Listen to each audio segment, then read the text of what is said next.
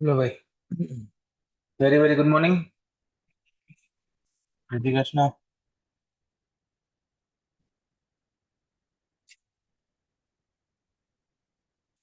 Fluid mechanics માટે મળીએ છીએ આજે આપણે. નવા કોઈ છે આમાં? કેટલા જણા છે નવા? નવા એટલે ફાઉન્ડેશન 2.0 એમાં નથી ને કોઈ? તો જૂનો જ છો? જીઓટેકમાં ઇરિગેશનમાં હતો? ઇરિગેશનમાં નહોતો તો નવો જ કહેવાય ને. એની પેલા હતો ઇરિગેશન, ખાલી નથી ભણ્યું. એ ક્યાંથી ભણ્યું ઇરિગેશન? ઠીક, વાંધો નહીં. એક સબ્જેક્ટ માટે ક્યાંય બીજે નથી ગયું ને. હવે ભલો પૂછ્યું, એમ આટલું ન ફાવતું હોય તો કદાચ જાય. તો બધા જૂના જ છે ને? સોમ બધા ભણી લીધું છે ને? હા એમ. બસ ઈ ચિંતા ઈ જ હતી કે સોમ ભણ્યા વગરનું કોઈ નથી એમ. તો સોમ એટલે મિકેનિક્સ ઓફ સોલિડ, બરોબર? Strength of material, solid mechanics. આ જે ફ્લુઇડ મિકેનિક્સ. જીટી ભણી ગયા હોય એવા કેટલા હે? જીટી આ 3-4 જણા થઈ ગયું છે, બરોબર? જીટી નો આની રિલેશન નથી કોઈ, પણ આ તો કેવું, જીઓટેક ભણવા માટે એફએમ ભણવાની જરૂર પડે. એફએમ ભણવા માટે જીઓટેક ભણવાની જરૂર ના પડે. એફએમ ભણવા માટે સોમ આવડતું હોવું જોઈએ. સોમ હમણાં પૂરું થયું ને તમારું? અઠવાડિયું થયું? ઈએસસી કમ્પ્લીટ છે તો રોજે રોજ કરવાનું નતું આપણે?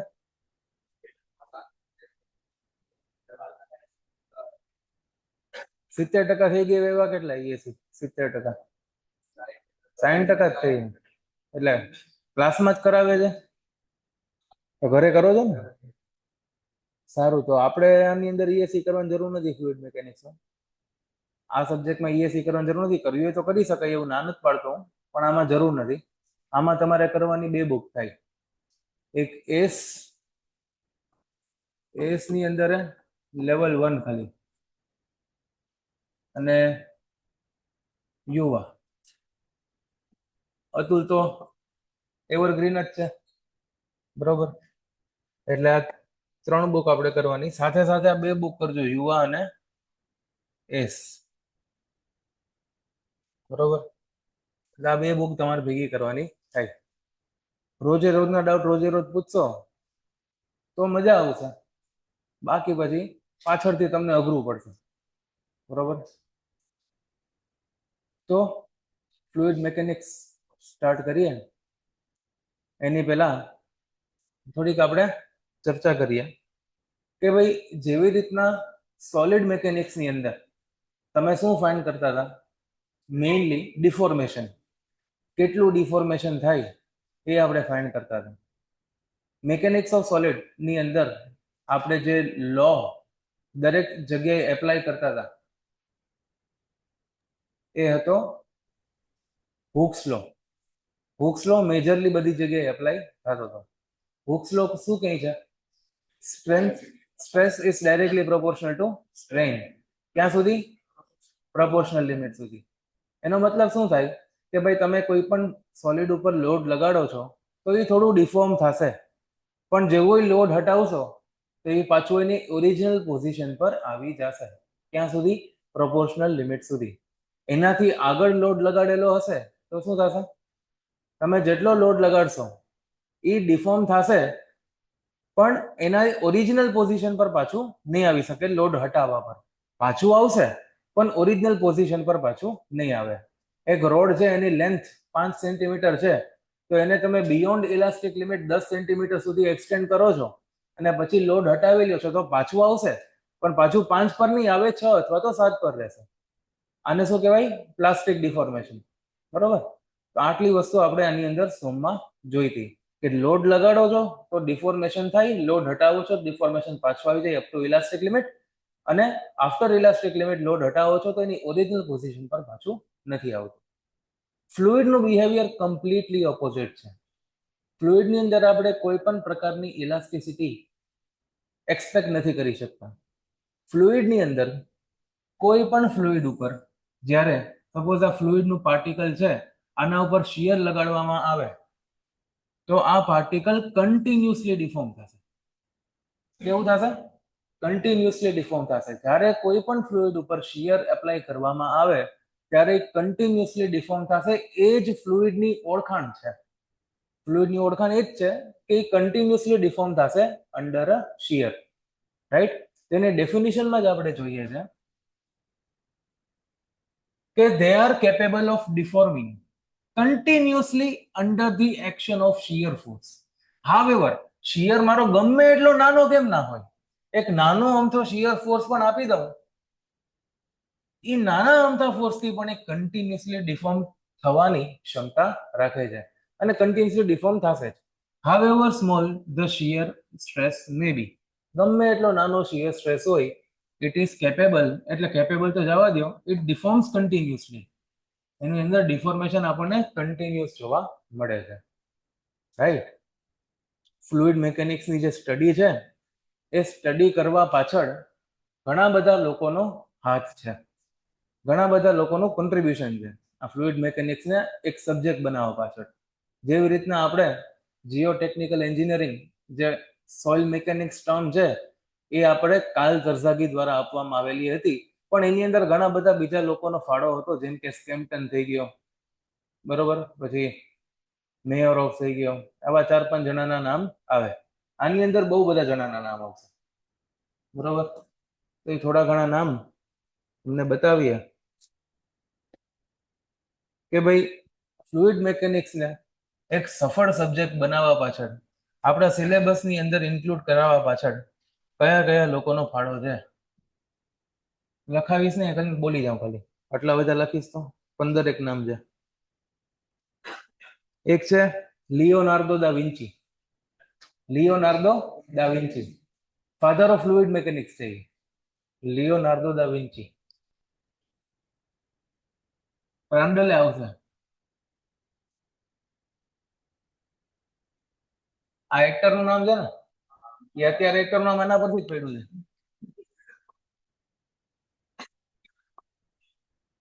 ફાધર ઓફ એફએમ, બરોબર? એ સિવાય છે લુડવિક પ્રાન્ડલ. કેવા? લુડવિક પ્રાન્ડલ. પ્રાન્ડલ અટક હતી એની. આ ફાધર ઓફ ફ્લુઇડ મિકેનિક્સ. બે બાપનો સબ્જેક્ટ છે. ફ્લુઇડ મિકેનિક્સ આજકાલનો ડેવલપ થયું એવું મોડર્ન સાયન્સ નથી, વર્ષોથી ચાલતું આવે છે. તો જૂના જમાનાનો ફ્લુઇડ મિકેનિક્સનો બાપ હતો લિયોનાર્ડો, અને હવે લુડવિક માનવામાં આવે છે, બરોબર? એ સિવાય આર્કિમેડિસ. આર્કિમેડિસનું નામ સાંભળ્યું હશે, આર્કિમેડિસ પ્રિન્સિપલ આવે છે. પછી ડેનિયલ.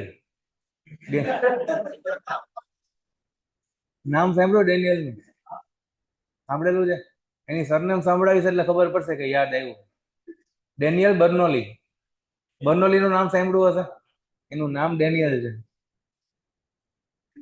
ઓસ્બ્રોન રેનોલ્ડ. રેનોલ્ડ નંબર આપણે આવે છે. પછી સતીશ ધવન, એક ભારતીય છે, એને પણ સારું એવું કોન્ટ્રીબ્યુશન આપેલું છે. પાસ્કલ, ટોરિસેલી, દાર્સી વિસબેચ, યુલર, પોઇસ, નેવિયર, સ્ટોક્સ અને ન્યૂટન, આટલા બધા લોકોએ પોતાનું કોન્ટ્રીબ્યુશન આ સબ્જેક્ટ બનાવવા પાછળ આપેલું છે. તો આ બધાના નામ આપણને ક્યાંક ને ક્યાંક જોવા મળશે. ફ્લુઇડ મિકેનિક્સનું જે સ્ટડી છે એ મૂળ બે રીતના કરવામાં આવે છે, એક માઇક્રોસ્કોપિક લેવલ ઉપર અને એક મેક્રોસ્કોપિક લેવલ ઉપર. માઇક્રોસ્કોપિક લેવલ એટલે એક પાર્ટિકલને આપણે ઓબ્ઝર્વ કરીએ, અને મેક્રોસ્કોપિક એટલે ફ્લુઇડ એઝ અ હોલ આપણે કન્સિડર કરીએ. આપણે જે સ્ટડી કરશું એની અંદર ફ્લુઇડ મિકેનિક્સની મેક્રોસ્કોપિક સ્ટડી કરશું, અને મેક્રોસ્કોપિક સ્ટડી આપણે ફ્લુઇડ મિકેનિક્સની કરશું. માઇક્રોસ્કોપિક એટલે માઇન્યુટ લેવલ ઉપર, મેક્રોસ્કોપિક એટલે થોડાક મોટા લેવલ ઉપર. મેક્રોસ્કોપિક સ્ટડી આપણે કરીએ છીએ એટલા માટે ફ્લુઇડ્સને આપણે કન્ટિન્યુમ તરીકે કન્સિડર કરીએ છીએ.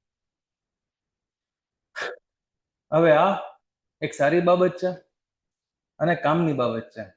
કન્ટિન્યુમ આખા ફ્લુઇડ મિકેનિક્સનું એઝમ્પશન છે કે આપણે ફ્લુઇડ્સને એઝ અ કન્ટિન્યુમ કન્સિડર કરેલું છે. ફ્લુઇડ્સને પણ, એમાં પણ પર્ટિક્યુલરલી લિક્વિડ્સને કન્ટિન્યુમ તરીકે કન્સિડર કરેલું છે. જે ફ્લો ફ્લુઇડ્સનો થાય છે એ જે ફ્લો છે એ વોઇડ વગરનો ફ્લો છે.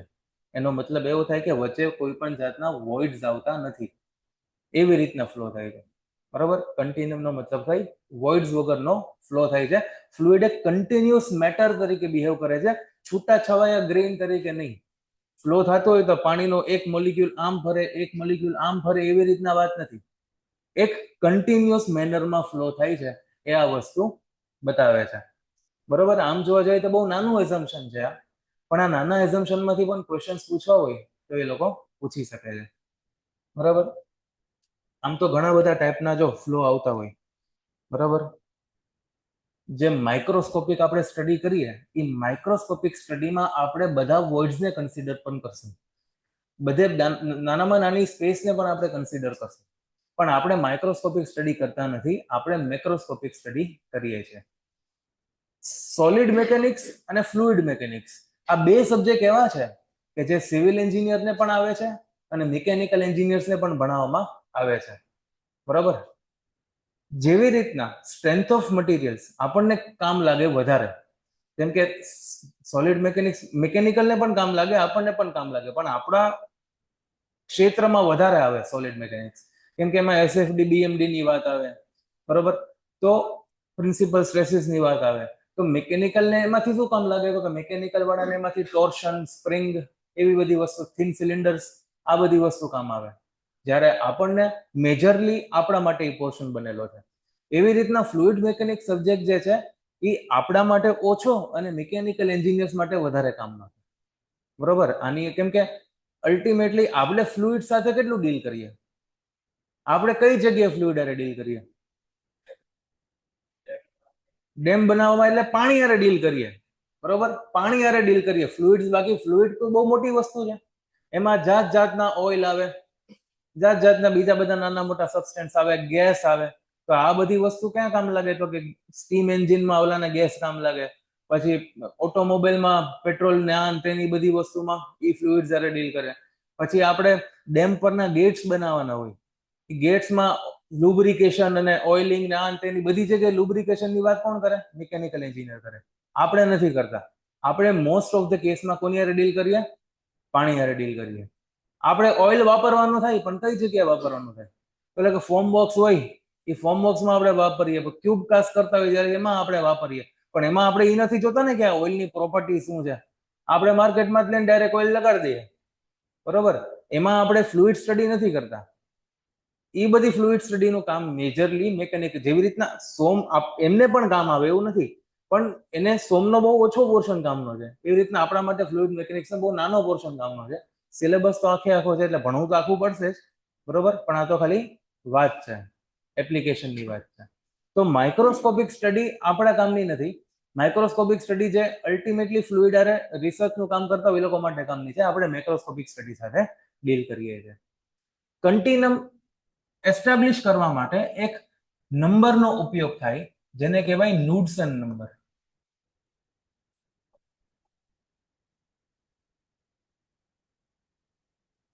કેવો કહેવાય ને?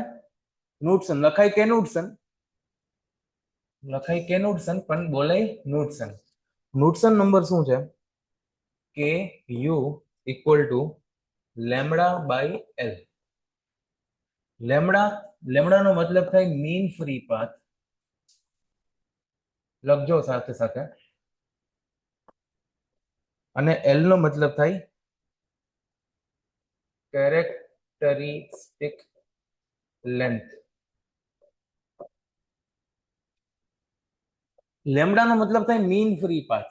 જે પણ પાથમાં, જે રસ્તામાં, જે અલાઇનમેન્ટમાં મારા ફ્લુઇડ પાર્ટિકલ મૂવ કરે છે, એ અલાઇનમેન્ટને, એ પાથને આપણે લેમડા તરીકે લખીએ છીએ. અને કેરેક્ટરિસ્ટિક લેન્થ એટલે જે લેન્થ આપણે સ્ટડી કરવા માટે કન્સિડર કરેલી છે. ફ્લુઇડની લેન્થ તો બહુ વધારે હોય, એમાંથી સપોઝ આપણે આટલો ઘટકો અંડર સ્ટડી લીધો, તો આટલા ઘટકાની લેન્થને આપણે એલ કહી દઈએ. બરોબર, તો એ છે મારી કેરેક્ટરિસ્ટિક લેન્થ. આ જે નુડસન નંબર છે એની વેલ્યુ કેટલી છે એના પર ડિપેન્ડ કરશે કે આપણે કન્ટિન્યુમ તરીકે કન્સિડર કરી શકીએ કે ના કરી શકીએ. જેમ કે આપણે ચર્ચા કરીએ તો નુડસન નંબરની વેલ્યુ અગર 0.01 કરતા ઓછી હોય તો એ ફ્લુઇડને આપણે કન્ટિન્યુમ તરીકે જાહેર કરી શકીએ છીએ, બરોબર. પણ નુટસન નંબરની વેલ્યુ 0.01 કરતા વધારે હોય અને 10 કરતા ઓછી હોય તો એ ફ્લોને આપણે કન્ટિન્યુમ અથવા તો કન્ટિન્યુઅસ ફ્લો તરીકે નહીં કહી શકીએ, એને આપણે કેવું પડશે સ્લીપ ફ્લો. અને નુટસન નંબરની વેલ્યુ જ્યારે 10 કરતા વધારે હોય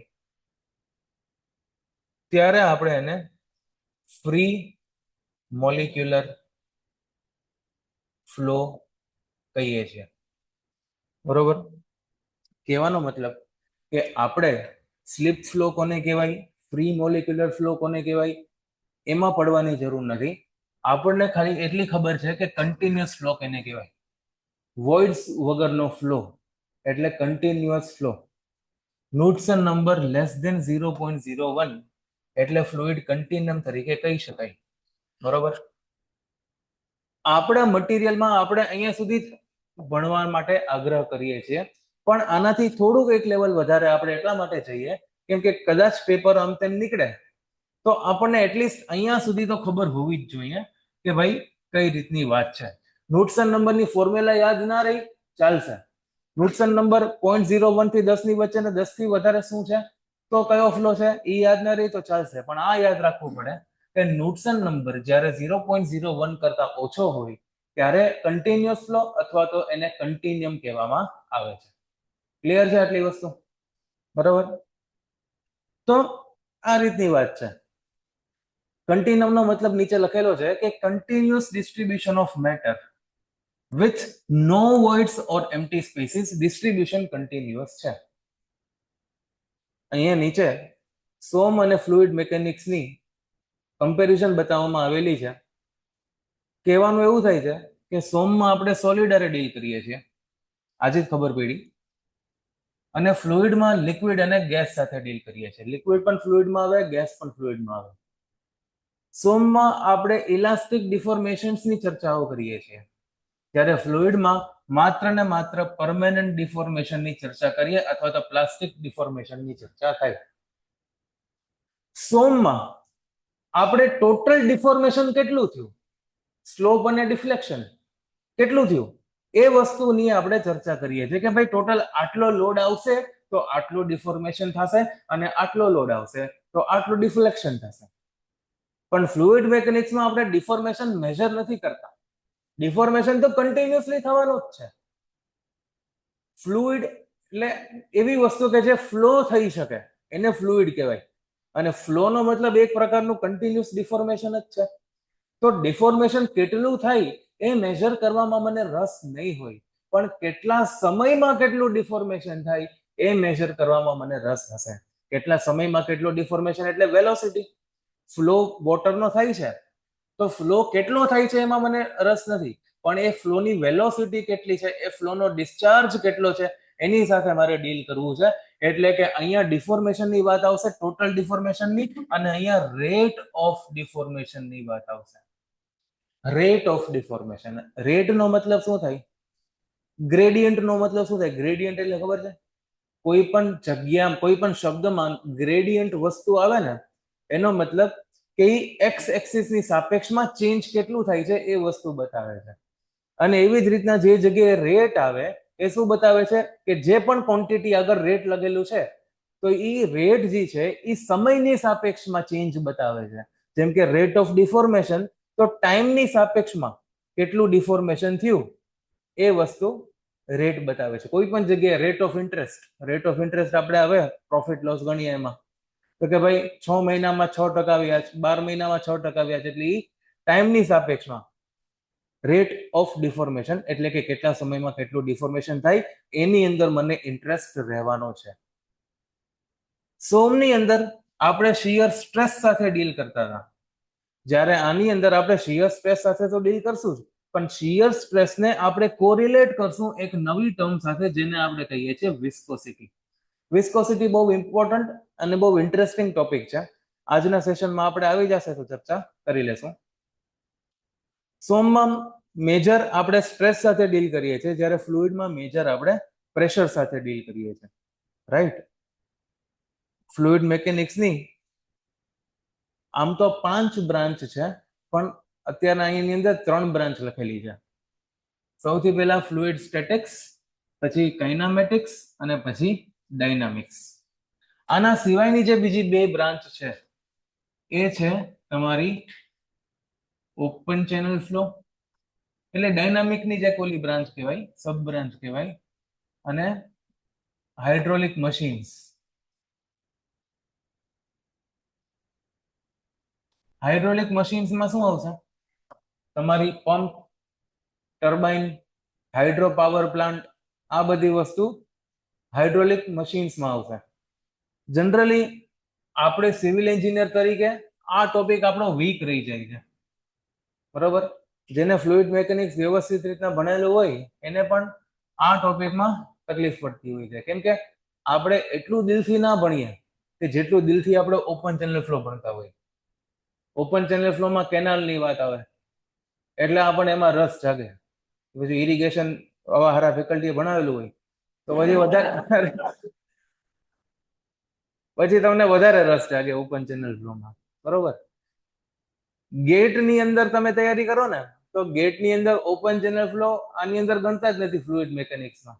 એને એક સેપરેટ સબ્જેક્ટ જ કહી છે, બરોબર. અમે જ્યારે ગેટની તૈયારી કરતા ત્યારે ફ્લુઇડ મિકેનિક્સનું મટીરિયલ અલગ આપ્યું હતું, ઓપન ચેનલ ફ્લોનું મટીરિયલ અલગ આપ્યું હતું, બરોબર. એટલે આને આ એટલું બધું ઇમ્પોર્ટન્સ ધરાવે છે.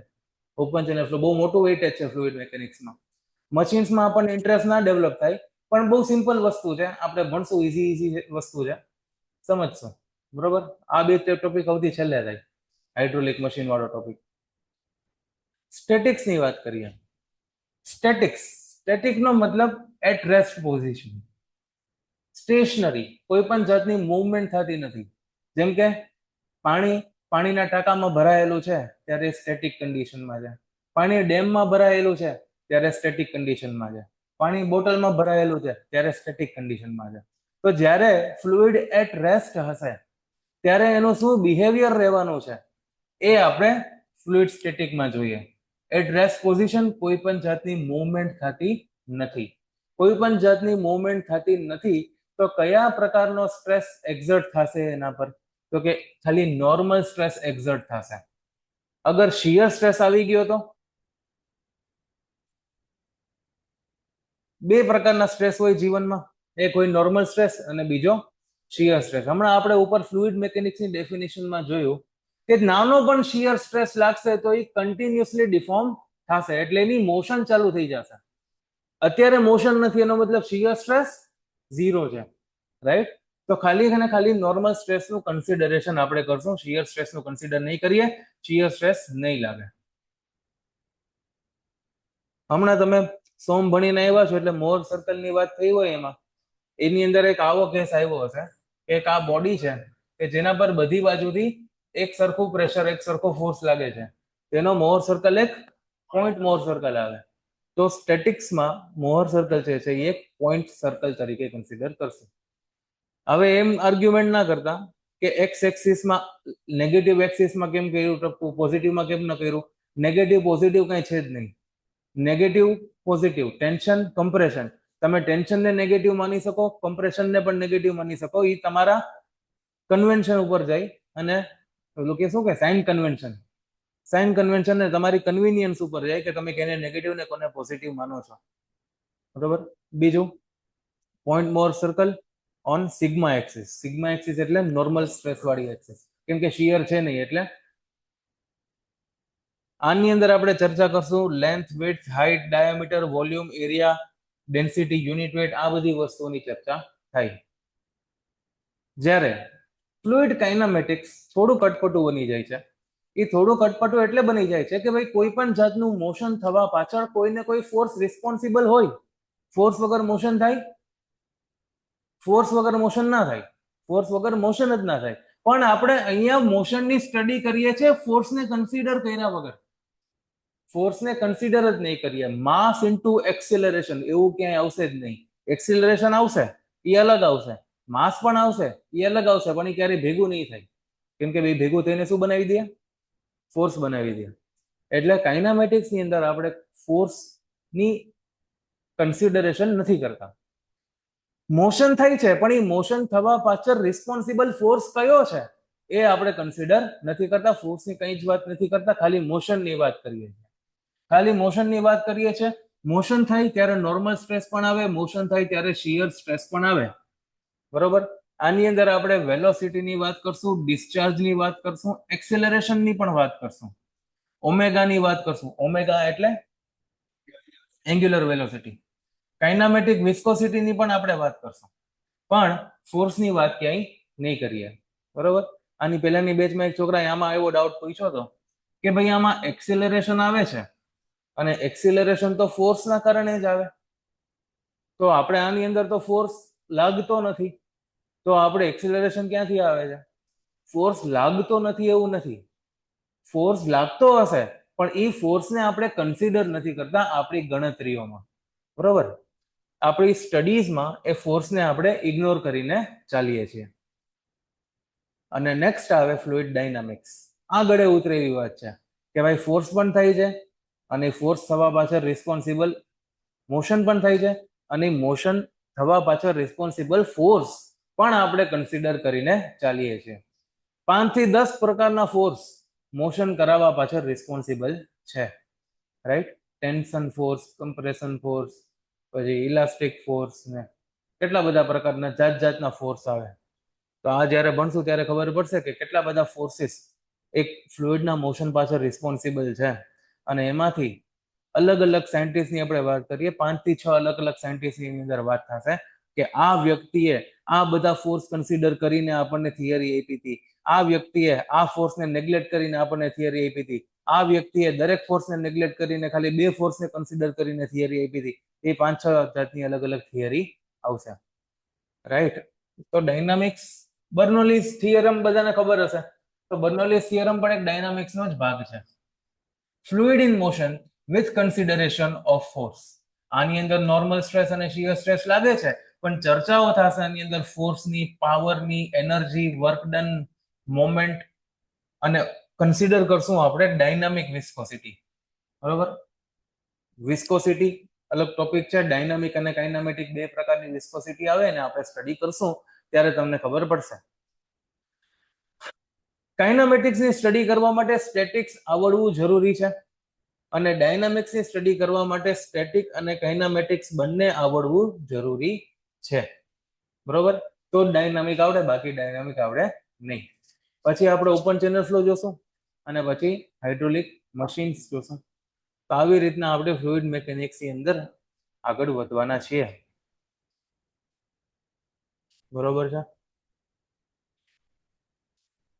બીજું કઈ પૂછવાનું છે આની અંદર અત્યાર સુધીમાં?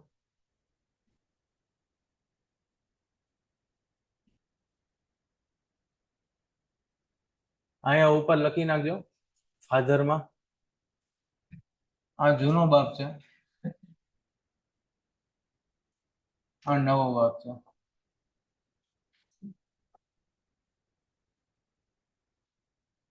રેટ ઓફ ડિફોર્મેશનની આપણે વાત કરી.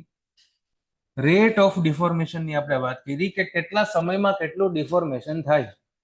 તો એને આપણે કહીએ છીએ ડી થીટા બાય ડીટી. આની અંદર ટોટલ ડિફોર્મેશનની વાત કરી. ટોટલ ડિફોર્મેશન એટલે D theta, change in angle, deflection. અને આ કેટલા સમયમાં કેટલો થીટામાં ચેન્જ આવે છે એની સાથે આપણે ચર્ચા કરશું.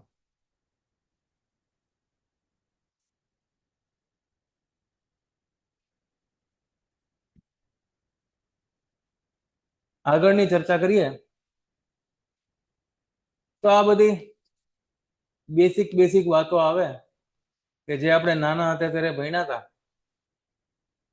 ડેન્સિટી, ડેન્સિટી એટલે ઘનતા, માસ બાય વોલ્યુમ, યુનિટ વેટ એટલે ડેન્સિટી ને યુનિટ વેટ 2 વસ્તુ આવે ને. એક આવે રો, રો ને કહેવાય ડેન્સિટી. એક આવે ગામા, ગામા ને કહેવાય unit weight. Weight by volume અને આ માસ બાય વોલ્યુમ. બરોબર. માસ બાય વોલ્યુમ અને weight by volume.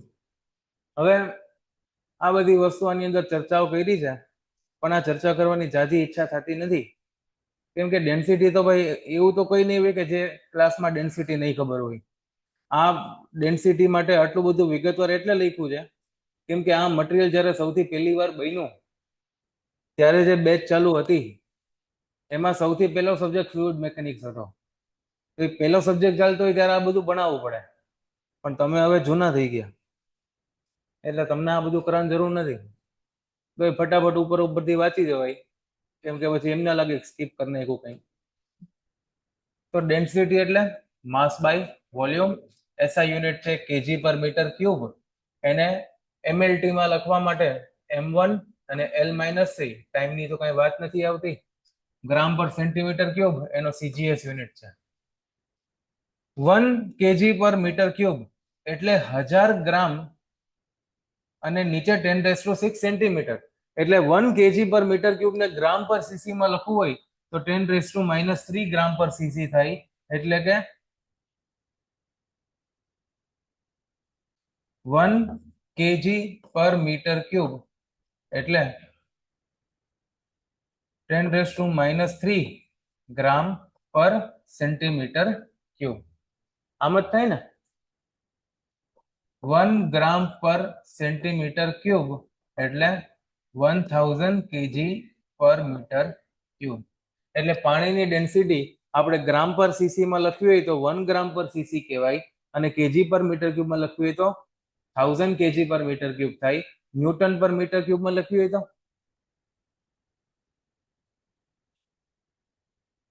Kilo newton per metre cube માં લખવી હોય તો 9.81. બરોબર. એ બધાને યાદ છે કેમ કે આ જ આપણે વાપરીએ છીએ.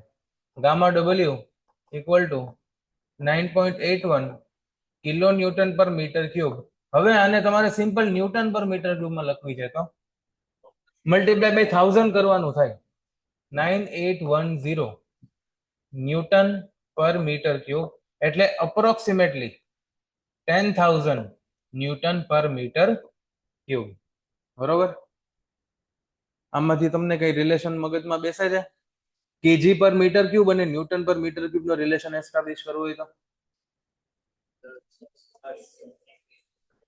કોણ 10?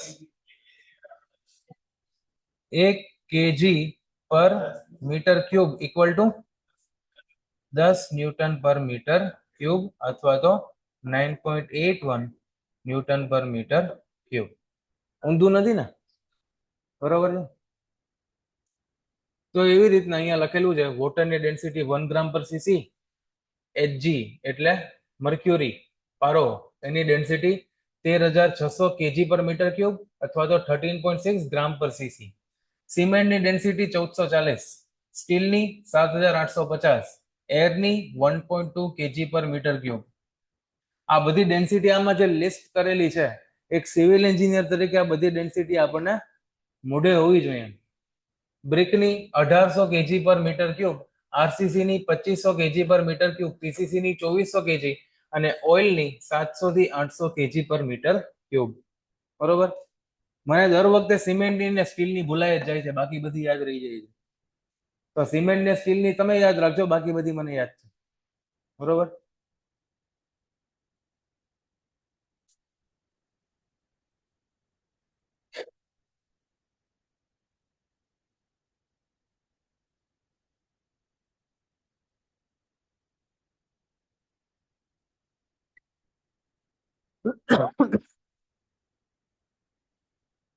સ્પેસિફિક વેઇટ ની ચર્ચા કરીએ. સ્પેસિફિક વેઇટ કયો, કે એને વેઇટ ડેન્સિટી કયો, કે એને યુનિટ વેઇટ કયો, બધાની વાત એક જ થઈ.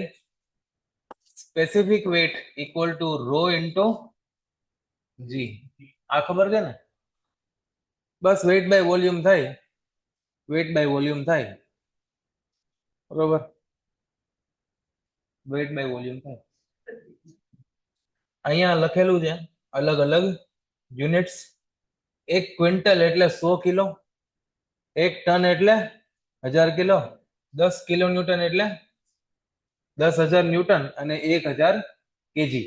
કેજી ન્યૂટન નું હમણાં જ આપણે કર્યું હતું. 1 મણ એટલે કેટલું થાય? 20 કિલો. એક કટ્ટા એટલે કેટલું થાય? કેટલું થાય પાકો? આ મને નથી ખબર હો, એમને મગજમાં આવ્યું એટલે લખી નાખ્યું. આ કયો લાગે છે?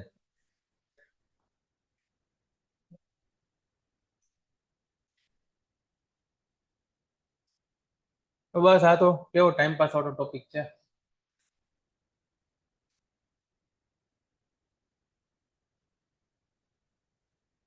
આરસીસી ની 25 કિલોન્યુટન પર મીટર ક્યુબ, પીસીસી ની 24 કિલોન્યુટન પર મીટર ક્યુબ, વોટર ની 10 કિલોન્યુટન પર મીટર ક્યુબ અથવા તો 9.8 કિલોન્યુટન પર મીટર ક્યુબ. બરોબર. માસ ડેન્સિટી અને વેટ ડેન્સિટી. માસ ડેન્સિટી કોન્સ્ટન્ટ છે અને વેટ ડેન્સિટી કોન્સ્ટન્ટ નથી. એટલે કે કોઈ પણ જગ્યાએ જી બદલાય તો વેટ ડેન્સિટીમાં ચેન્જ આવે, માસ ડેન્સિટીમાં કોઈ ચેન્જ આવતો નથી. માસ મારો પૃથ્વી પર એ જ હશે, ચંદ્ર પર એ જ હશે, મંગળ પર એ જ હશે, સૂર્ય પર તો બળી જશે. પણ વેટ ડેન્સિટી એ જી બદલાશે એમ બધી બાજુ બદલાઈ જશે. હું ચંદ્ર ઉપર જઈશ તો મારો વેટ 6 ગણો ઓછો થઈ જશે. બરોબર. ઇન ઇન્ડિયા, હવે જો ઇન્ડિયાની તો 27 ડિગ્રી ઉપર ચર્ચાઓ થતી હોય બધી. રૂમ ટેમ્પરેચર ઇન્ડિયામાં 27 ડિગ્રી માનવામાં આવેલું છે. રૂમ ટેમ્પરેચર એટલે સ્ટાન્ડર્ડ ટેમ્પરેચર કહેવામાં આવે છે. ઓલ ઓવર ઇન્ડિયામાં સ્ટાન્ડર્ડ ટેમ્પરેચર, રૂમ ટેમ્પરેચર કેટલું રાખેલું છે? 27 ડિગ્રી. અને એસી બનાવવા વાળી કંપની સ્ટાન્ડર્ડ ટેમ્પરેચર કેટલું સેટ કરીને આપણને આપે છે? 24 ડિગ્રી. એટલે તમે એસી ચાલુ કરો અને તમને તરત થોડીક વારમાં ઠંડક ફીલ થાય, એનું કારણ કે એસી નું ડિફોલ્ટ ટેમ્પરેચર 24 છે. બરોબર. એસી નો ઉપયોગ કેના માટે થાય? ગરમીથી બચવા માટે થાય. એટલે કે આપણે ટેમ્પરેચર 35, 40, 45 સુધી પહોંચી ગયું હોય તો આપણે એસી ને કેટલા ઉપર રાખવું જોઈએ? 27 ઉપર રાખવું જોઈએ. પણ આપણે 16 સિવાય છૂટકો પડતો, કેમ કે 16 રાખીએ તેમ તોય 27 જેવી ફિલિંગ આવે. બરોબર. એટલે આવી રીતે ટેવ પડી ગઈ છે, હવે બીજું કઈ નથી. તો સ્પેસિફિક ગ્રેવિટીની ચર્ચા કરીએ. સ્પેસિફિક ગ્રેવિટી એટલે સ્ટાન્ડર્ડ ફ્લુઇડની સાપેક્ષમાં કોઈ પણ મટીરિયલની ડેન્સિટી લખવી. આપણે સોલિડ્સ એટલે કે સોઇલ અને બધા સોલિડ્સ અને બધા લિક્વિડની ડેન્સિટી જે છે એ પાણીની સાપેક્ષમાં લખીએ છીએ. અને બધા ગેસની સ્પેસિફિક ગ્રેવિટી છે એ કોની સાપેક્ષમાં લખીએ? એરની સાપેક્ષમાં. એટલે સ્પેસિફિક ગ્રેવિટીનો મતલબ થાય ડેન્સિટી ઓફ ફ્લુઇડ. આપણે ફ્લુઇડ મિકેનિક્સ ભણીએ છીએ એટલે fluid divided by density of standard fluid. જ્યારે સ્ટાન્ડર્ડ ફ્લુઇડ જે છે એ લિક્વિડની દુનિયા માટે પાણી છે અને ગેસની દુનિયા માટે એર છે. જ્યારે આપણે સ્પેસિફિક ગ્રેવિટીની ચર્ચા કરતા હોય ત્યારે આપણે લિક્વિડ એટલે કે પાણીની ડેન્સિટી 4 ડિગ્રી સેલ્સિયસ પર માપીએ છીએ. 4 ડિગ્રી સેલ્સિયસ પર પાણીની ડેન્સિટી માપીએ છીએ. જનરલી આપણે સ્પેસિફિક ગ્રેવિટી લખતા હોય ત્યારે પાણીની ડેન્સિટી કેટલી લેતા હોય છે? 4 ડિગ્રીની ડેન્સિટી કેટલી લેતા હોય? 1 ગ્રામ પર CC.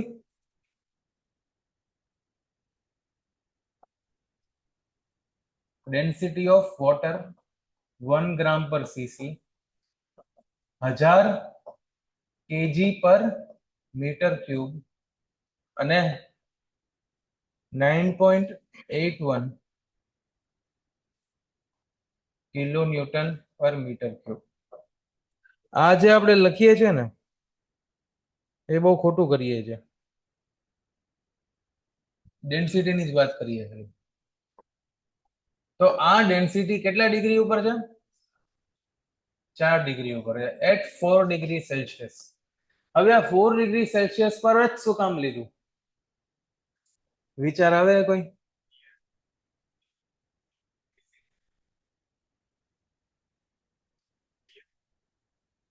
Near to freezing point. બરોબર. એક બીજું મેઇન રીઝન આનું એવું છે કે ટેમ્પરેચર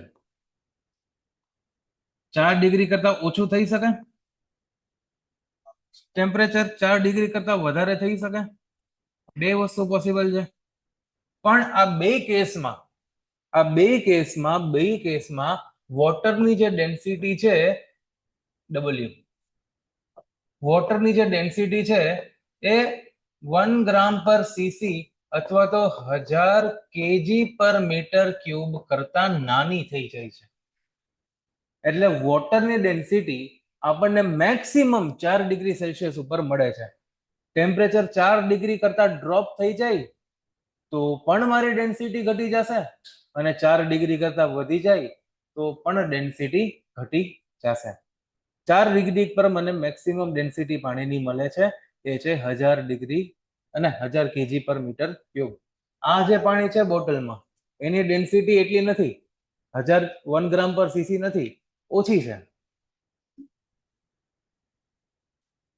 હવે પાણી જ નથી, પણ ડેન્સિટી અત્યારે રૂમ ટેમ્પરેચર 4 ડિગ્રી કરતા વધારે છે. એક્ઝેક્ટલી 4 ડિગ્રી પર જ આપણને 1 મીટર ક્યુબમાં 1 કિલો પાણી મળશે. 1 મીટર ક્યુબમાં 1000 કિલો પાણી મળશે. બરોબર? તો આપણે જ્યારે પાણીની બોટલ લેવા જઈએ ત્યારે આપણને લીટરમાં મળે છે, કિલોમાં નથી મળતી. પણ આપણે એવું કન્સિડર કરેલું છે, મગજમાં ફિટ કરેલું છે કે આ 1 લીટરની બોટલનું વજન 1 કિલો થાય, પણ એ હકીકત નથી. એક અલગ અલગ ટેમ્પરેચર ઉપર એનું વજન ચેન્જ થતું જાય. આ બોટલ જે 1 લીટરની પાણીની બોટલ હોય એને તમે 4 ડિગ્રી ઉપર ઠંડી કરો તો એનો વજન 1 કિલો થાય, બાકી પછી ન થાય. બરોબર? એટલે આ એક કામની વસ્તુ નથી, પણ મજા આવે એવી વસ્તુ છે, ઇન્ટરેસ્ટિંગ વસ્તુ છે એટલે બતાવી. બાકી આવું કોણ પૂછે? કોઈ ન પૂછે. પણ બધી વસ્તુ આપણને પૂછે એના માટે થોડી ભણવાની. સ્પેસિફિક ગ્રેવિટીની આપણે વાત કરીએ તો સ્પેસિફિક ગ્રેવિટી એક યુનિટલેસ ક્વોન્ટિટી છે. m0 l0 t0 ઉપર નીચે યુનિટ કેન્સલ થઈ જાય છે. ઉપર ફ્લુઇડ, નીચે સ્ટાન્ડર્ડ ફ્લુઇડ. સ્ટાન્ડર્ડ ફ્લુઇડ આપણે ગેસમાં એર લઈએ અને લિક્વિડમાં વોટર લઈએ. બરોબર? તો બસ આવી બધી વાતો છે. આ શું છે? આ ટેમ્પરેચરનું રિલેશન બતાવેલું છે કે આપણી પાસે સેલ્સિયસમાં કોઈ ટેમ્પરેચર હોય એને ફેરેનહીટમાં કન્વર્ટ કરવું હોય તો 9/5 into C plus 32 કરવાનું હોય. અને કવિ એવું કહે છે કે -40 ડિગ્રી ઉપર ફેરેનહીટ અને સેલ્સિયસ બે કેવા થઈ જાય? સેમ થઈ જાય. વિશ્વાસ ના આવતો હોય તો -40 મૂકીને જોઈ શકો છો. K = C plus 273 અને normal temperature of human body 98.6 degree Fahrenheit હોય. તમે થર્મોમીટર મૂકો અને 99 આવે ટેમ્પરેચર તો ચિંતા નહીં કરવાની, તમને તાવ નથી, કેમ કે 98.6 તો નોર્મલ ટેમ્પરેચર છે. 100 આવે તો પેરાસિટામોલ લઈ લેવાની. અને 37 ડિગ્રી સેલ્સિયસ, બરોબર, આ નોર્મલ ટેમ્પરેચર છે હ્યુમનનું. સ્પેસિફિક ગ્રેવિટી પણ જીવનમાં બે પ્રકારની આવે, એક ટ્રુ સ્પેસિફિક ગ્રેવિટી અને એક માસ સ્પેસિફિક ગ્રેવિટી. ટ્રુ સ્પેસિફિક ગ્રેવિટીની અંદર વોઇડ્સ કન્સિડર થતા નથી અને માસ સ્પેસિફિક ગ્રેવિટીની અંદર વોઇડ્સ કન્સિડર થાય છે. આ વસ્તુ સમજાવું? ના પાડે ઓલો કે ન સમજાવું. ઓલો છેલ્લે એને જીટી ભણેલું છે. જો અહીંયા છે ને એક એક્ઝામ્પલ બતાવ્યું છે કે એગ્રીગેટ એક ડબ્બામાં ભરેલા છે. એગ્રીગેટ એક ડબ્બામાં ભરેલા છે. હવે ખાલી ને ખાલી એગ્રીગેટનું વજન કરું અને એગ્રીગેટ કેટલી જગ્યા રોકે છે એનો વોલ્યુમ કાઢું. બરોબર? ઓનલી એગ્રીગેટ એનો વજન કરું અને ઓનલી એગ્રીગેટનો વોલ્યુમ કરું, એટલે વચ્ચે જે એમ્પ્ટી સ્પેસીસ આવે છે, વોઇડ્સ આવે છે, એને હું બાદ કરી દઉં, એને હું કન્સિડર જ ના કરું. બરોબર? તો મને જે મળશે એ ટ્રુ સ્પેસિફિક ગ્રેવિટી મળશે. પણ અગર હું વોલ્યુમમાં આખું વોલ્યુમ કન્સિડર કરું છું, વોઇડ્સની સાથે વોલ્યુમ કન્સિડર કરું છું, તો એ મને અપેરન્ટ સ્પેસિફિક ગ્રેવિટી અથવા તો બલ્ક સ્પેસિફિક ગ્રેવિટી અથવા તો માસ સ્પેસિફિક ગ્રેવિટી દર્શાવે છે. જનરલી બધા મટીરિયલની અંદર આ વસ્તુ કરવાની જરૂર નથી હોતી, પણ અમુક મટીરિયલ જેમ કે સિમેન્ટમાં આપણે વોઇડ વાળી ડેન્સિટી અને વોઇડ વગરની ડેન્સિટી બંને ડેન્સિટી ડિફાઇન કરીએ છીએ. સોઇલ મિકેનિક્સ તમે ભણેલું હોય તો એની અંદર આપણે જાતની ડેન્સિટી આવતી, bulk density, dry density, saturated density, solid density. એમાં જે સોલિડ ડેન્સિટી હતી એ ખાલી ને ખાલી સોલિડ નું વેઇટ અને સોલિડ નું વોલ્યુમ નો રેશિયો હતો. તો એ છે મારું ટ્રુ સ્પેસિફિક ગ્રેવિટી. તો સ્પેસિફિક ગ્રેવિટીમાં અગર આપણે વોઇડ્સ કન્સિડર નથી કરતા તો એને આપણે ટ્રુ સ્પેસિફિક ગ્રેવિટી કહીએ.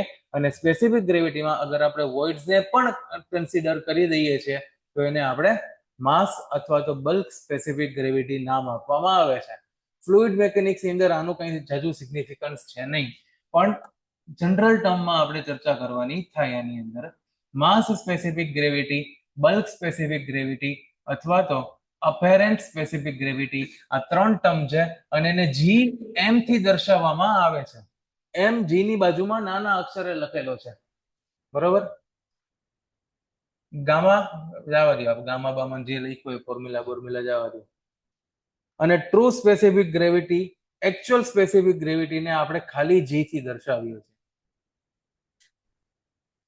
અલગ અલગ મટીરિયલની સ્પેસિફિક ગ્રેવિટી તમારી સામે લખેલી છે. જેમ કે વોટરની સ્પેસિફિક ગ્રેવિટી કેટલી થાય? 1 થાય. કેટલા ડિગ્રી ઉપર? 4 ડિગ્રી ઉપર. બાકી પણ ચેન્જ થઈ જાય, બરોબર. Hg 13.6, Hg એટલે mercury. Cement 3.15, aggregate 2.6 to 2.7, bitumen 0.97 to 1.2, tar 1.1 to 1.25, steel 7.85, oil 0.7 to 0.8 અને ઓર્ગેનિક સોઇલ 1.2 to 1.6. જેટલી યાદ રહે એટલી રાખવાની. હજી નો પૂછ્યું? હા, હવે પતી ગયું. સ્પેસિફિક વોલ્યુમ ની વાત આવે. ડેન્સિટી નું ઇનવર્સ એટલે સ્પેસિફિક વોલ્યુમ. સ્પેસિફિક વોલ્યુમ ને વી દ્વારા નહીં, વી ની વચ્ચે લીટા દ્વારા રિપ્રેઝન્ટ કરીએ છીએ. 1/ρ તરીકે એને આપણે ડિફાઇન કરીએ છીએ.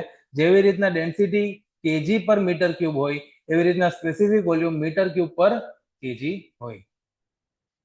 ઓકે, આ બધી જૂની ચર્ચા પૈતી. હવે નવી ચર્ચા ચાલુ થશે. કોમ્પ્રેસિબિલિટી, કોમ્પ્રેસ થવાની એબિલિટી, કોમ્પ્રેસિબિલિટી. બલ્ક મોડ્યુલસ નું ઇન્વર્સ છે. જ્યારે આપણે ઇરિગેશન એન્જિનિયરિંગ ભણતા હતા ત્યારે આપણે બલ્ક મોડ્યુલસ ની વાત કરી હોત તો તમને ખબર ના હોત, પણ હવે તમને ખબર પડી ગઈ છે કે બલ્ક મોડ્યુલસ કોણ છે. કોણ છે બલ્ક મોડ્યુલસ?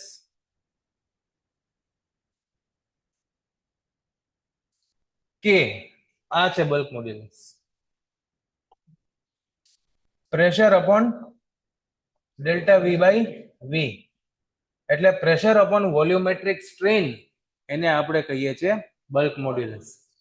જો બલ્ક મોડ્યુલસ બ થી ચાલુ થાય છે તો એને બીટા થી રિપ્રેઝન્ટ કરવું જોઈએ, અને કોમ્પ્રેસિબિલિટી ક થી ચાલુ થાય છે એટલે એને કે થી રિપ્રેઝન્ટ કરવું જોઈએ, પણ ઊંધું છે. આમાં કોમ્પ્રેસિબિલિટી ને બીટા થી રિપ્રેઝન્ટ કરે છે અને બલ્ક મોડ્યુલસ ને કે થી રિપ્રેઝન્ટ કરે છે, બરોબર.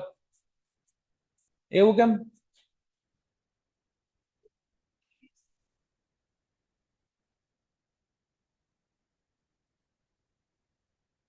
આ જયારે વાતો હાલતી હતી કે ભાઈ બધાને કયા કયા સિમ્બોલ આપવા, એમાં લાઈનમાં કોમ્પ્રેસિબિલિટી આગળ ઉભું રહી ગયું એટલે એને બી મળી ગયો.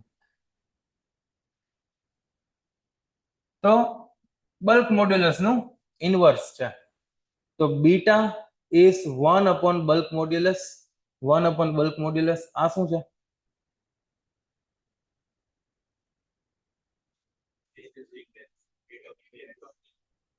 જો તમને એક વસ્તુ બતાવું.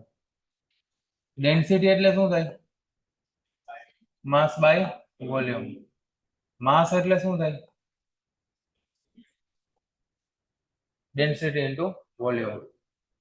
આ બે બાજુ ડિફરન્સિએશન કરીએ, બે બાજુ ડિફરન્સિએશન કરીએ તો બે બાજુ ડી લાગે? લાગે? ઓકે. તો માસ નું ડિફરન્સિએશન કેટલું થાય? માસ તો કોન્સ્ટન્ટ છે એટલે કોન્સ્ટન્ટ નું ડિફરન્સિએશન 0. તો અહીંયા ડીએમ 0 કરી દઈએ. આ બે વચ્ચે લાગે પ્રોડક્ટ રૂલ, એટલે જ્યારે આપણે ડેન્સિટીને કોન્સ્ટન્ટ રાખી અને ડીવી બાય વી કરીએ પ્લસ વોલ્યુમને કોન્સ્ટન્ટ રાખી ડી રો બાય રો કરીએ. આ બાજુ લઈ જઈએ.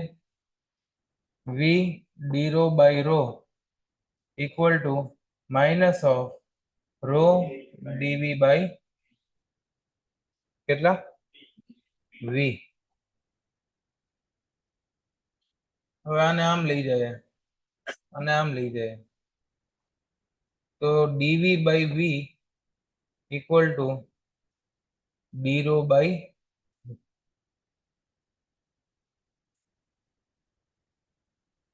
આ શું કર્યું મેં?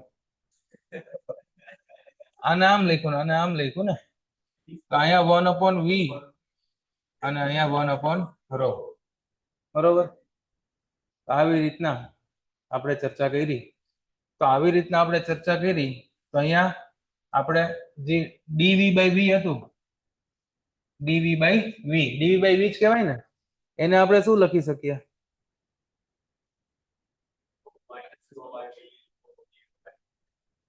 હા, કઈક ભૂલ કરી નાખી મેં. ડિફરન્સિએશન માં કઈ ભૂલ નથી ને? ભૂલ ક્યાં કરી મેં?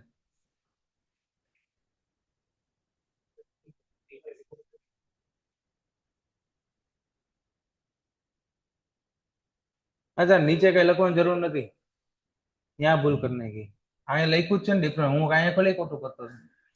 Row dv plus v D rho, આમ તેમ કર્યું માઇનસ ડીવી બાય વી અને ડી રો બાય રો. તો આ ના પરથી આપણે અહીંયા જે ડીવી બાય વી લખ્યું છે એને ડી રો બાય રો લખી શકીએ છીએ. Bulk modulus dp upon minus dv by v equal to dp upon d rho by rho. D rho by rho માં રો ઉપર લઈ જાય તો rho DP by D rho. આ રીતના થાય. આને ઉડાડી દેવાય. ભૂલ બધાની સામે જાજી વાળું ધી ના રોકી મૂકે, આમ કરી દેવાય. તો આ શું છે? Bulk modulus. બલ્ક મોડ્યુલસ ને આપણે લખાય rho DP by D rho. તો કોમ્પ્રેસિબિલિટી ને આપણે લખી શકાય beta equal to 1/ρ D rho by D P. અચ્છા, આ નેગેટિવ શું દર્શાવે છે? વોલ્યુમ ઘટે છે એટલે માટે નેગેટિવ છે. બરોબર. ઓકે. તો આપણને ખબર પડી ગઈ કે બલ્ક મોડ્યુલસ ને આપણે કે થી રિપ્રેઝન્ટ કરીએ છીએ અને કોમ્પ્રેસિબિલિટી ને આપણે બીટા થી રિપ્રેઝન્ટ કરીએ છીએ અને એની ફોર્મ્યુલા પણ તમારી સામે છે. હવે આ જે વાત છે બલ્ક કોમ્પ્રેસિબિલિટીની, કોમ્પ્રેસ એબિલિટી, જે વસ્તુ કોમ્પ્રેસ થાય એની પાસે કોમ્પ્રેસિબિલિટી હોય, જે વસ્તુ કોમ્પ્રેસ ના થતી હોય એની પાસે ના હોય. એટલે લિક્વિડ જે છે એને આપણે એવું એઝ્યુમ કરીએ છીએ કે એ ઇનકમ્પ્રેસિબલ છે. આપણે ફ્લુઇડ મેકેનિક્સની સ્ટડીમાં એને એઝ્યુમ કરીએ છીએ કે એ ઇનકોમ્પ્રેસિબલ છે. હકીકતમાં એ થોડું બહુ કોમ્પ્રેસ થાય છે, પણ એ એટલું ઓછું કોમ્પ્રેસ થાય છે, એટલું ઓછું કોમ્પ્રેસ થાય છે કે એ કોમ્પ્રેસિબિલિટી આપણે નિગ્લેક્ટ કરીએ છીએ. એટલા માટે લખ્યું છે કે લિક્વિડ્સ આર જનરલી ઇનકોમ્પ્રેસિબલ. આમ જનરલી ન જોવા જાય તો સ્પેસિફિકલી જોઈએ તો સ્પેસિફિકલી કોમ્પ્રેસિબલ છે પણ થોડું ઘણું કોમ્પ્રેસ થાય છે. એટલા માટે લિક્વિડની અંદર કોમ્પ્રેસિબિલિટી ઓલમોસ્ટ ઝીરો માની લઈએ છીએ આપણે, એટલે ઝીરો જ માની લઈએ છીએ, ઓલમોસ્ટ ઝીરો એટલે. અને એર ની અંદર ઝીરો માનતા નથી, કેમ કે એર તો કોમ્પ્રેસ થાય. એર કોમ્પ્રેસ ના થતી હોય તો સીએનજી બન્યા જ ના હોત, કેમ કે સીએનજી એટલે શું થાય? કોમ્પ્રેસ્ડ નેચરલ ગેસ, દબાયેલો ગેસ છે, કોમ્પ્રેસ થઈ શકે છે. કેટલું કોમ્પ્રેસ થાય? પાણીની સાપેક્ષમાં air is about 20,000 times more compressible than water. તો જેટલું પાણી કમ્પ્રેસ થાય એના કરતા 20,000 ગણું વધારે કમ્પ્રેસ થશે કોણ? હવા. અને water is about 80 to 100 times more compressible than steel. તો સ્ટીલ કરતા પાણી જે છે એ કેવું છે? કોમ્પ્રેસિબલ છે, પણ 80 to 100 times. પણ પાણી કોમ્પ્રેસિબલ સ્ટીલની સાપેક્ષમાં આપણે કમ્પેરિઝન કરીએ છીએ. તો સ્ટીલ તો સ્ટીલ જ છે ને ભાઈ. સોલિડની સાપેક્ષમાં તમે લિક્વિડને કમ્પેર કરો કે ભાઈ આ સ્ટીલ નથી દબાતું પાણી દબાઈ જાય છે, એ તો યોગ્ય નથી. એટલે વોટરને પણ આપણે ઇનકોમ્પ્રેસિબલ જ એઝ્યુમ કરેલું છે. એમ માનો તમે કે P ઇક્વલ ટુ 180 એમ અને P ઇક્વલ ટુ 180 એમ. પ્રેશરમાં તમે કેટલો વધારો કર્યો? 100 ટાઈમ્સનો.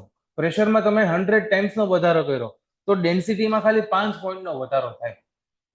પ્રેશર તમે 100 ગણું વધારી નાખો તો ડેન્સિટી ખાલી 5 પોઈન્ટ વધી. એટલે પહેલા સપોઝ 180 એમ ઉપર 998 હતી તો 180 એમ ઉપર 1003 થઈ. એ ખાલી 5 નંબરનો જ ફેર આવ્યો. એટલે આમ જોવા જાય તો એ કમ્પ્રેસિબલ કહેવાય, પણ એ કમ્પ્રેસિબિલિટી 0.005% છે. તો એ એટલી બધી સિગ્નિફિકન્સ ના કહેવાય કે આપણે એને સ્ટડીમાં કન્સિડર કરીએ. એટલે એને આપણે એઝ્યુમ એવું જ કરીએ છીએ કે એ નેગ્લિજિબલ છે. કોમ્પ્રેસિબિલિટી છે પણ કોમ્પ્રેસિબિલિટી ટેન્ડિંગ ટુ 0 ઓલમોસ્ટ ઓલી છે. એટલે એ તમે ભાવનાઓને સમજી જાજો.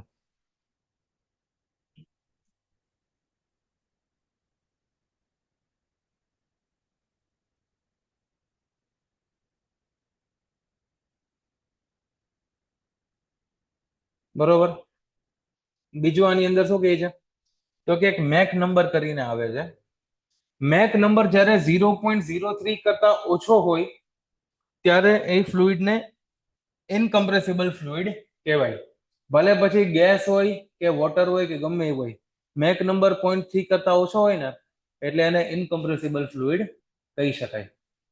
અને આ મેક નંબરની જે વાર્તા છે એ આગળના આવનારા ચેપ્ટરમાં, ડાયમેન્શનલ એનાલિસિસ વાળા ચેપ્ટરમાં આપણને વિગતવાર જોવા મળશે. તો ત્યાં સુધી ખાલી આટલું યાદ રાખીએ આપણે. બરોબર. બીજું આની અંદર કંઈ કહેવાનું રહી જતું હોય તો હું ચેક કરી લઉં છું.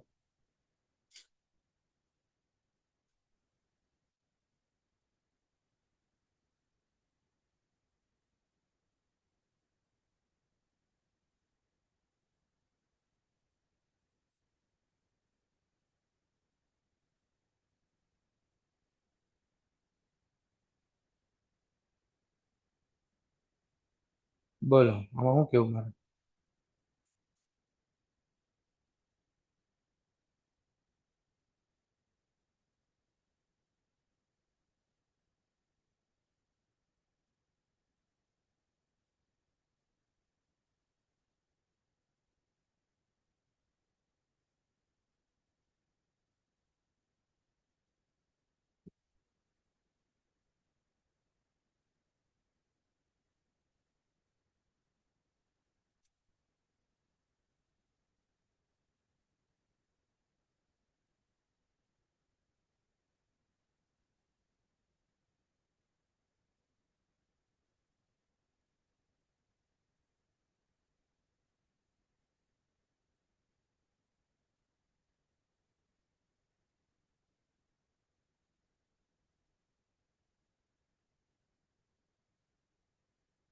જો ધ્યાનથી, આમ તો આ વસ્તુ પાછળ લખેલી જ છે પણ અહીંયા ડબ્બામાં પાછી લખી દઈએ.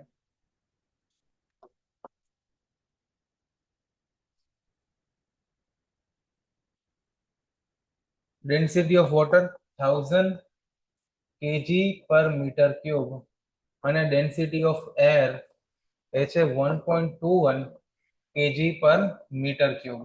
આ બે સ્ટાન્ડર્ડ ફ્લુઇડ છે એટલે એની ડેન્સિટી ઉપર નીચે લખેલી હોય તો તમને સારું પડે. હવે આપણે વિસ્કોસિટીની વાત કરીએ.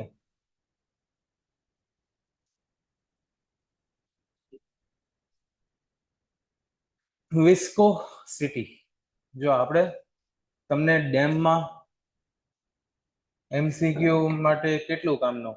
બધું કામનું ભાઈ. એવું કઈ સ્પેસિફિક નહીં કે MCQ માટે આટલું ગોખી નાખવાનું, એવું નહીં. આપણે અત્યારે ખાલી ભણવા પર ફોકસ કરવાનું. MCQ માટે તમને કેવું છે કે સ્ટાર્ટિંગમાં લેક્ચર ચાલુ થયું ત્યારે તમને 3 બુક કીધી. એ 3 બુકમાં તમે જોશો તો તમને ખબર પડશે કેવા કેવા ક્વેશ્ચન પૂછાય છે. અને એમાંથી અમુક ક્વેશ્ચન તમને નહીં આવડે તો તમે અમને પૂછશો કે આ કઈ રીતે થાય, તો એ ડિસ્કશન થઈ જશે. બરોબર. તો લગભગ બધા MCQ તો થઈ જશે આપણે ક્લાસમાં ભણાવીએ એના પરથી. ના થાય તો પછી ડિસ્કશન કરવાનું થાય. બરોબર. એ પણ તમે ઘરે સોલ્વ કરો તો ડિસ્કશન કરી શકીએ, બાકી તો ડિસ્કશન ન થાય. ઓકે લખી દીધું. ઓકે, તો આપણે ડેમની અંદર કોઝિસ ઓફ ફેલિયરમાં sliding failure, compression, tension, overturning અને સ્લાઇડિંગ, આ 4 ફેલિયર આપણે જોયા હતા. જ્યારે આપણે સ્લાઇડિંગ ફેલિયર ભણતા હતા ત્યારે મેં તમને એક સરસ વાત કરી હતી ફ્રિક્શનની. ફ્રિક્શનની વાતમાં આપણે ચર્ચા કરી હતી કે ફ્રિક્શન એટલે શું થાય. તો friction is a force which resist the motion, એવું નથી. Friction is the force which resist the relative motion. આ ચર્ચા થઈ હતી આપણે. ઓલે એક બ્લોક બનાવ્યો હતો, એને ચલાવ્યો હતો, પછી એના ઉપરનો બીજા બ્લોકને ચલાવ્યો હતો, તો બીજા બ્લોક ઉપર કોઈ ફોર્સ નતો લાગતો તો એ ચાલતો હતો. કેમ ચાલતો હતો? ફ્રિક્શનના લીધે. એટલે ફ્રિક્શન એ એવો ફોર્સ છે કે જે રિલેટિવ મોશનને રેઝિસ્ટ કરે. બરાબર. ફ્રિક્શનનું કામ મોશનને રોકવાનું નથી, ફ્રિક્શનનું કામ મોશનને ઠોકવાનું નથી, મોશનને રોકવાનું નથી અને મોશનને કરાવવાનું નથી. ફ્રિક્શનનું કામ છે સાથે રાખવું, રિલેટિવ મોશન ના થવા દેવું. બરોબર. કોઈ પણ બે સરફેસને સાથે રાખવા માંગે છે ફ્રિક્શન. તો જેવી રીતના સોલિડની અંદર આપણે ફ્રિક્શનની ચર્ચા કરતા હોય એવી રીતના જ ફ્લુઇડની અંદર વિસ્કોસિટીની ચર્ચા થાય. જેવી રીતના બે સરફેસ વચ્ચેના રિલેટિવ મોશનને રોકવાનું કામ કરે છે ફ્રિક્શન, એવી જ રીતના બે લેયર વચ્ચે રિલેટિવ મોશન રોકવાનું કામ કરે છે વિસ્કોસિટી. રાઈટ. એટલે વિસ્કોસિટીને શું જોઈએ છે? વિસ્કોસિટીને એવું જોઈએ છે, કેવું જોઈએ છે? જો ધ્યાનથી,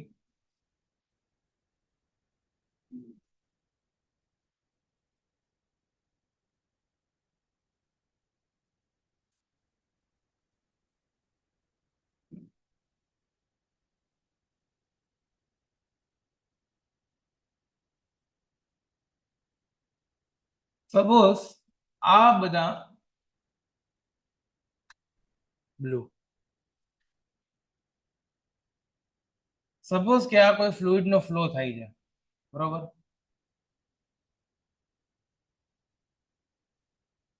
આ કોઈ ફ્લુઇડ નો ફ્લો થાય છે.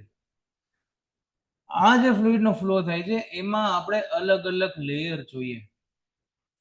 તો આ બધા લેયર જે છે એ પેરેલલ ચાલે છે અને બધાની વેલોસિટી સેમ છે. જો આવી પરિસ્થિતિ હોય તો એ વિસ્કોસિટી માટે બહુ પ્રિય પરિસ્થિતિ છે કે ભાઈ બધા લેયર સાથે ચાલે છે, બધાની વેલોસિટી એક સરખી છે, કોઈ આગળ નથી, કોઈ પાછળ નથી, બધા એક સાથે ચાલે છે. બરોબર. બળદગાડું હોય, બળદગાડું બળદગાડું હોય, ઘોડાગાડી હોય. ઘોડાગાડીમાં કેટલા ઘોડા હોય? 2 ઘોડા હોય. અને બહુ મોટા માણસ હોય એના માટે 4 ઘોડા હોય. બરોબર. 7 હોય છે, આપણે 7 જોયા નથી, 4 સુધી જોયા છે. બળદગાડામાં કેટલા બળદ હોય? 1 અથવા 2.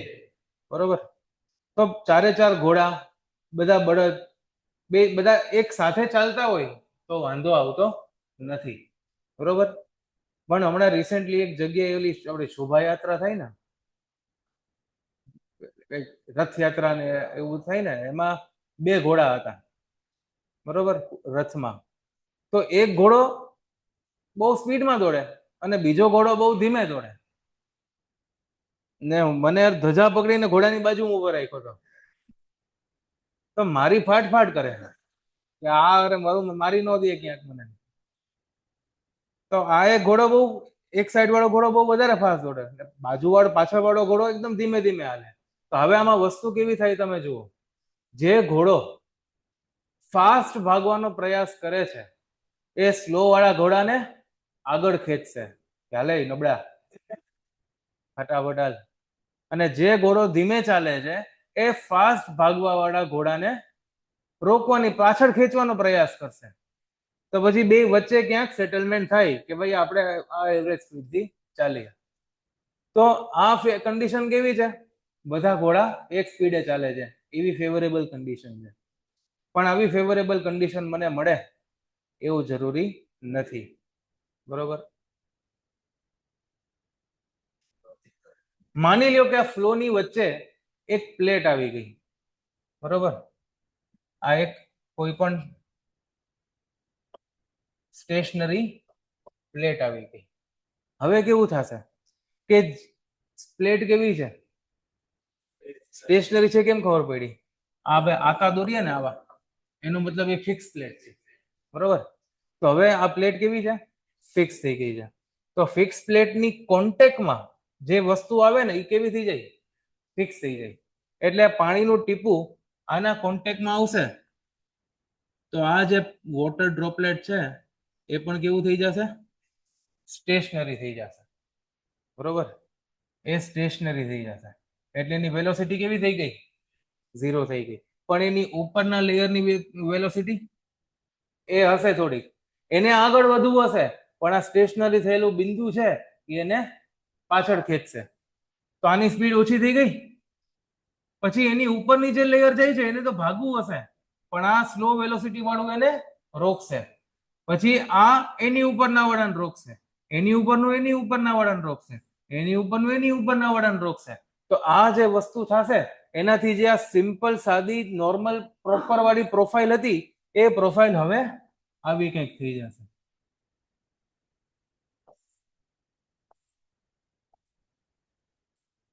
એટલે દરેક લેયરની વચ્ચે કંઈક ને કંઈક વેલોસિટી ગ્રેડિયન્ટ જોવા મળશે. હવે મારી વેલોસિટી કોન્સ્ટન્ટ હતી એમાંથી હવે કેવી થઈ ગઈ છે, વેલોસિટી ગ્રેડિયન્ટ વાળી વેલોસિટી થઈ ગઈ છે. પેલા ફિક્સ વેલોસિટી હતી, હવે વેલોસિટીમાં મને ગ્રેડિયન્ટ જોવા મળશે, બરોબર. તો આ જે વસ્તુ થઈ છે એ વોટર પાસે એક એવી પ્રોપર્ટી છે કે જે ફ્રિક્શન જેવી દેખાય છે. ફ્રિક્શન જેમ રિલેટિવ મોશનને રેઝિસ્ટ નથી કરી શકતી એવી રીતના જ ફ્રિક્શન જે રિલેટિવ મોશનને સહન નથી કરી શકતી, એ રેઝિસ્ટ જ કરતી હતી, એવી રીતના આ પ્રોપર્ટી જે છે એ અલગ અલગ લેયરની વચ્ચે રિલેટિવ મોશન સહન નથી કરી શકતી. એને નથી જોતું કે રિલેટિવ મોશન થાય એટલે એકબીજાને ખેંચવાની ટ્રાય કરે છે અને એમાં વેલોસિટી ગ્રેડિયન્ટ એસ્ટાબ્લિશ થઈ જાય છે. આ પ્રોપર્ટી કે જે અલગ અલગ લેયર વચ્ચે રિલેટિવ મોશનને રોકવાની ટ્રાય કરે છે એને વિસ્કોસિટી કહેવાય, બરોબર. શું કહેવાય એને, વિસ્કોસિટી કહેવાય. Viscosity is defined as property of fluid which offer resistance to motion of one layer of fluid over the another layer of the fluid. Property of fluid which offer resistance to the, અહીંયા લખી નાખજો, relative movement of one layer over the adjacent layer of fluid, બરોબર.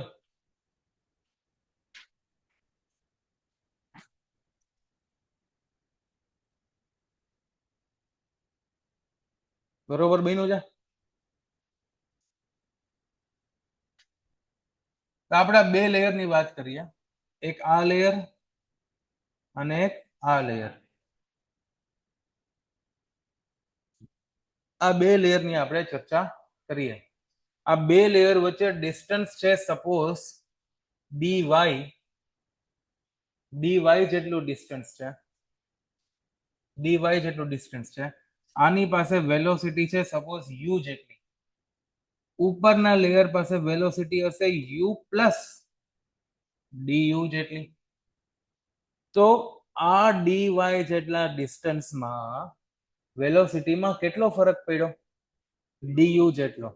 તો du જેટલો ફરક પડ્યો કેટલા ડિસ્ટન્સમાં, dy જેટલા ડિસ્ટન્સ, બરોબર. તો આને જ આપણે થોડું ખોલીને લખીએ તો આ છે u પ્લસ du અને આ છે u. u plus du u કરતા કેટલું મોટું છે, du જેટલું. એટલે u સુધી તો બે સેમ જ છે એટલે આપણે u સુધી બેને સેમ કરાવી દઈએ આ રીતના. તો ફરક કેટલો પડ્યો, આને આપણે u કહી દઈએ, ઇરેઝર કેમ ગયું,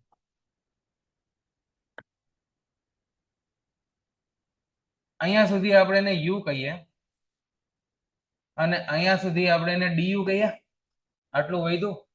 પણ આ વેલોસિટી છે, ડિસ્ટન્સ થોડું છે તે આપણે કાપી કાપીને લખી શકીએ. ડિસ્ટન્સ લખવું હોય તો, અચ્છા, વેલોસિટી અને ડિસ્ટન્સ વચ્ચે કોઈ રિલેશન છે, વિચાર કરો. વેલોસિટી એટલે ડિસ્ટન્સ અપોન ટાઈમ, આ રિલેશન. તો ડિસ્ટન્સ એટલે શું થઈ જાય? Velocity into time. ઓકે, તો આ ડિસ્ટન્સ કેટલું થશે? કેટલું થશે આ ડિસ્ટન્સ? du into dt. કેમ કે du એટલે સ્મોલ વેલોસિટી નો ચેન્જ અને dt એટલે સ્મોલ ટાઈમ, એટલે du ઇન્ટુ dt આ ડિસ્ટન્સ થશે. તો આ ડિસ્ટન્સ કેટલું થઈ ગયું? du into dt. અચ્છા, આ જે એંગલ અહીંયા બને છે, આને ટ્રાયેંગલ કમ્પ્લીટ કરી દઈએ. આ જે એંગલ બનશે એને હું ડી થીટા કહી દઉં, small change in angle, D theta. હવે આપણે આની અંદર ડી થીટા એંગલ લખવું હોય ટેન થીટા, તો ટેન થીટા કેવી રીતના લખાય? Ten D theta equal to સામેની બાજુ du ઇન્ટુ dt અપોન પાસેની બાજુ, પાસેની બાજુ છે dy. જો આ એંગલ બહુ મોટો હશે કે બહુ નાનો હશે? બહુ નાનો એંગલ હશે, એટલે જ્યારે ડી થીટા બહુ નાનો હોય ત્યારે ટેન થીટા થીટા બની જાય. તો બહુ નાનો એંગલ હોય તો અહીંયા આપણે ખાલી ડી થીટા લખીએ તો du into dt upon dy. તો આને આમ કરીએ થોડુંક, તો આમ કરી અને du બાય dy એ બની જશે ડી થીટા બાય dt. અને ડી થીટા બાય dt ને આપણે શું કહીએ છીએ? Rate of deformation. આપણે હમણાં થોડીક વાર પહેલા જોયું હતું રેટ ઓફ ડિફોર્મેશન. તો રેટ ઓફ ડિફોર્મેશન કેટલું થઈ ગયું? du by dy. અને આ du બાય dy હતું શું? વેલોસિટી ગ્રેડિયન્ટ, આ બે લેયર વચ્ચેનો વેલોસિટી ગ્રેડિયન્ટ. તો આપણે એવું કહી શકીએ કે આના પરથી કે d theta by dt is equal to du by dy.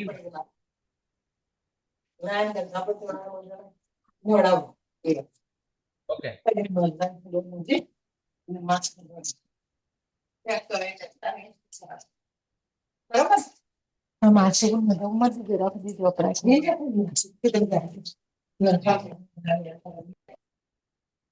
જી જી.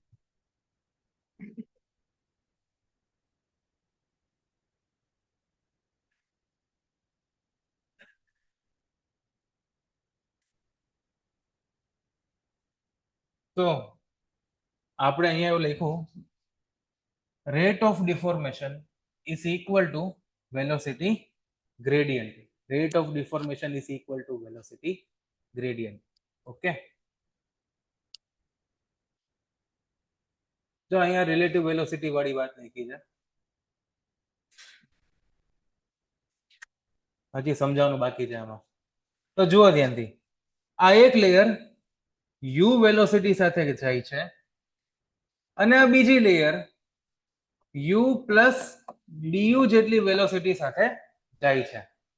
આપણે નાનાની અહીંયા નીચે ઇસ્કોન ગાંઠિયા છે, તો એ જ્યારે ફાફડા ઉતારતો હોય ત્યારે એની ઉપર આપણે ધ્યાનથી જોઈએ તો શું કરતો હશે કે એનો એક લાંબો પાટલો હોય, લાંબો પાટલો હોય એના ઉપર આવી રીતના ગોયણું મૂકે, આમ ન મૂકે, ઊભું મૂકે, આવી રીતના લોટ મૂકે અને પછી આના ઉપર આમ કરીને ઘસે એટલે લાંબો ફાફડો થઈ જાય. આ જે લાંબો ફાફડો થાય છે એ કયા ફોર્સ ના લીધે થયો? શિયર ફોર્સ ના લીધે. શિયર ક્યાંથી આવ્યો? આ નીચેનો પાટલો સ્ટેશનરી હતો, એ મુવમેન્ટમાં હતો? નતો. ઉપરનો હાથ મુવમેન્ટમાં હતો, એટલે પાટલો અને હાથ આ વચ્ચે રિલેટિવ મોશન થયું. રિલેટિવ મોશન થયું એટલે રિલેટિવ મોશન થયું, પણ એ રિલેટિવ મોશન પહેલા નહોતું થતું. એક લેવલ કરતા વધારે ફોર્સ લગાડવો પડ્યો ત્યારે થયું. બાકી બહુ નાનો ફોર્સ લગાડ્યો તો રિલેટિવ મોશન થાત ના? કેમ ન થાત? ફ્રિક્શન છે એટલે. ફ્રિક્શન છે એટલે રિલેટિવ મોશન નથી થતું, પણ ફ્રિક્શનને ક્રોસ કરીને રિલેટિવ મોશન થયું એટલે કયો ફોર્સ આવ્યો? શિયર ફોર્સ આવ્યો. તો આવી રીતના એક લેયર યુ થી જાય છે અને બીજી લેયર પણ યુ થી જ જતી હોત તો બે વચ્ચે કોઈ શિયર આવત? ના આવત. પણ ઉપરની લેયર u પ્લસ du સાથે જાય છે, નીચેની લેયર ખાલી u સાથે જાય છે, એટલે બે વચ્ચે રિલેટિવ મોશન છે, રિલેટિવ મોશન છે, રિલેટિવ વેલોસિટી છે, રિલેટિવ વેલોસિટી છે. એટલા માટે આ રિલેટિવ મોશનના લીધે બંને વચ્ચે ફ્રિક્શન એટલે કે વિસ્કોસિટી આવશે. આ બે લેયર વચ્ચે શિયર જનરેટ થશે. બે લેયર વચ્ચે શું જનરેટ થશે? શિયર જનરેટ થશે. બરોબર. અહીં જે શિયર જનરેટ થાય છે એ કેટલું જનરેટ થાય છે? કેટલું શિયર જનરેટ થશે? જેટલું વધારે રિલેટિવ મોશન એટલું જ વધારે શિયર જનરેટ થશે. બરોબર.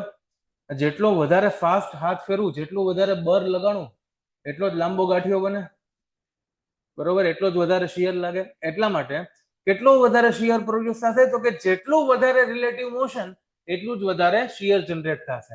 અને જેટલો મોટો આ વેલોસિટીનો ગ્રેડિયન્ટ હોય, જેટલો મોટો વેલોસિટીનો આ ગ્રેડિયન્ટ હોય એટલું જ વધારે રિલેટિવ મોશન થાય, એટલું જ વધારે શિયર જનરેટ થાય. તો કહેવાનો મતલબ એટલો થાય છે, કહેવાનો મતલબ એટલો થાય છે, કહેવાનો મતલબ ખાલી એટલો જ થાય છે કે શિયર જે છે એ ડાયરેક્ટલી પ્રોપોર્શનલ છે du બાય dy ને. જેટલો વધારે મોટો વેલોસિટી ગ્રેડિયન્ટ એટલું જ વધારે શિયર જનરેટ થાય. એ જ વસ્તુ આપણે અહીંયા અંગ્રેજીમાં લખેલી વાંચીએ કે viscosity together with relative velocity causes a shear stress acting between fluid layer.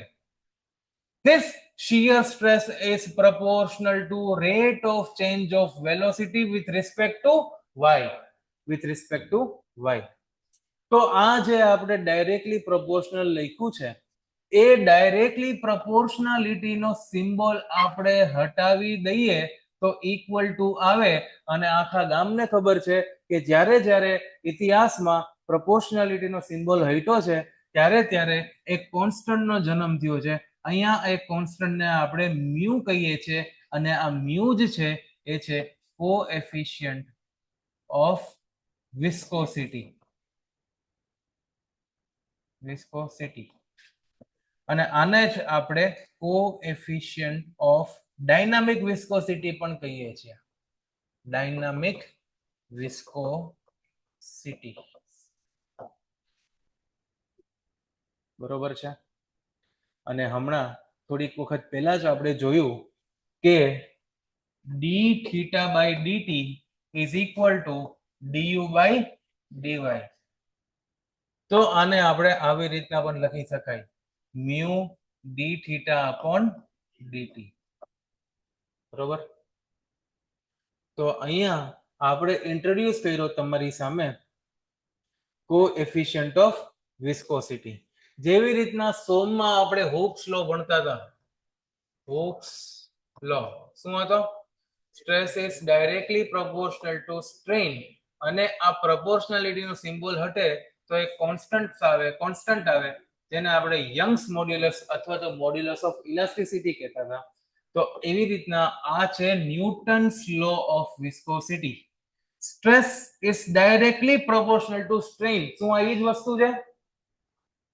આ વેલોસિટી ગ્રેડિયન્ટ ને જ આપણે એન્ગ્યુલર સ્ટ્રેન પણ કહીએ છીએ d થીટા બાય dt કહીને. બરોબર. તો આ stress is directly proportional to strain જ છે d થીટા બાય dt. કેમ કે du by dy is nothing but du by dy is nothing but d theta by dt. તો stress is directly proportional to strain અને પ્રોપોર્શનાલિટીનો symbol હટાવીએ તો આપણી પાસે coefficient આવ્યો જેને આપણે coefficient of viscosity, coefficient of absolute viscosity બીજું, coefficient of પ્રોપોર્શનાલિટી ત્રીજું અને કોએફિશિયન્ટ ઓફ ડાયનામિક વિસ્કોસિટી. એના ચાર નામ આપણે આપીએ છીએ. Dynamic viscosity, absolute viscosity, constant of proportionality કે કોએફિશિયન્ટ ઓફ વિસ્કોસિટી. આ ચારે ચાર નામ આવડવા જરૂરી છે. ચારમાંથી એક નામ આવડે તો ચાલે એવું નહીં, નામ બધા આવડવા જોઈએ. બરોબર. આપણે તમને આંકડાકીય માહિતી ગોખવાની ના પાડીએ છીએ પણ જેટલા નામ છે એ બધી જગ્યાએ નામ તો યાદ રાખવાના જ. કેમ કે MCQ માં ક્વેશ્ચનમાં એ કયો નામ યુઝ કરી લઈએ આપણને ખબર નથી. તો એવું ના થાય કે ખાલી નામ બીજું વાપરવાના લીધે આપણને ના આવડ્યું. જેમ કે ડ્રીપ ઇરિગેશન આપણે ટ્રિકલ ઇરિગેશન કહેતા હતા. તો એક વખત ક્વેશ્ચનમાં ડ્રીપ ના બદલે ટ્રિકલ પૂછાઈ ગયું તો સામેવાળા છોકરાને ખબર જ ના પડી કે ટ્રિકલ એટલે શું કહેવા માંગે છે. એટલે બીજું નામ જ ના આવડતું હોય તો આપણે કઈ રીતના કહી શકીએ? નામ બધા આવડે જરૂરી છે. બોલો. હેલો, મિસ કોલ આપે. બોલો. du by dy. du by dy ને શું કહેવાય? Rate of shear strain, rate of shear deformation, velocity gradient. આ તો બધા નામ છે. du by dy કયો કે d થીટા by dt કયો, બે એક જ છે. Rate of shear strain, rate of shear deformation અથવા વેલોસિટી ગ્રેડિયન્ટ. આ છે ન્યૂટન્સ લો ઓફ વિસ્કોસિટી. બરોબર. Newton's law of viscosity.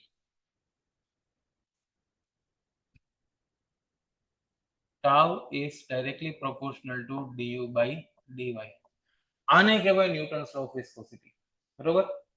હવે એક ક્વેશ્ચન એવો આવે છે કે ન્યૂટન્સ લો ઓફ વિસ્કોસિટી કોના ઉપર ડિપેન્ડ કરે? એમાં આપણે કહેવાનું Newton's law of viscosity depend કરે શિયર સ્ટ્રેસ ઉપર અને વેલોસિટી ગ્રેડિયન્ટ પર. મ્યુ ઉપર Newton's law of viscosity depend કરતો નથી. કેમ? કેમ કે એ કોન્સ્ટન્ટ છે કે જે પ્રોપોર્શનાલિટીનો સિમ્બોલ હટવાથી જન્મ લીધો છે. એ એક ઓલી વસ્તુ તો કઈ છે નહીં. બરોબર. એટલે ન્યૂટન્સ લો ઓફ વિસ્કોસિટી ખાલી બે જ વસ્તુ ઉપર ડિપેન્ડ કરે છે, શિયર સ્ટ્રેસ અને વેલોસિટી ગ્રેડિયન્ટ ઉપર. આ તમને કન્ફ્યુઝ કરવા માટેનો ક્વેશ્ચન પૂછે છે આ લોકો. બરોબર. ન્યૂટન્સ લો ઓફ વિસ્કોસિટી મગજમાં આ રીતના ફિટ થયેલો હોય તો તમે all of the above tick કરીને આવી જશો. બરોબર. આમાં મ્યુ નહીં આવે, ખાસ ધ્યાનમાં રહે. બરોબર.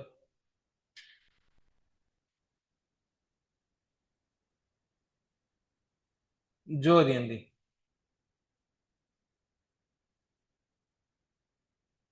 આ જે સરફેસ સાથે ટચ થયું છે, જે સરફેસ સાથે ટચ થયું છે એ જગ્યાએ વેલોસિટી ગ્રેડિયન્ટ મેક્સિમમ હશે. તમે જોવા જાવ ને તો તમે જોવા જાવ, ક્યાંથી જોવા જશો? અહીંથી જોવા જાવ તો આ એક પીળો કરી નાખો.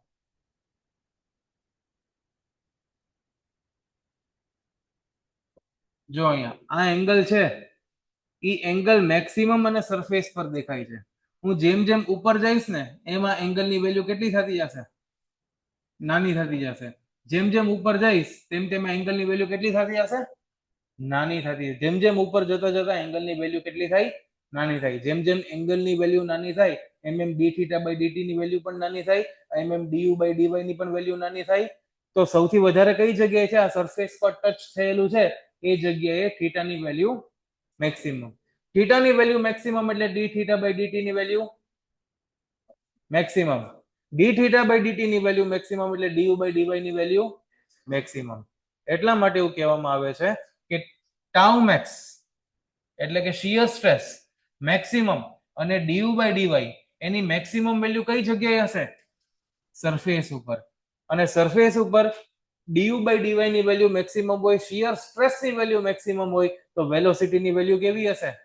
અહીંયા તમે જોઈ શકો છો, અહીંયા વેલોસિટી કેટલી છે? એકદમ મિનિમમ વેલોસિટી છે, 0 જ સહી થઈ ગઈ છે.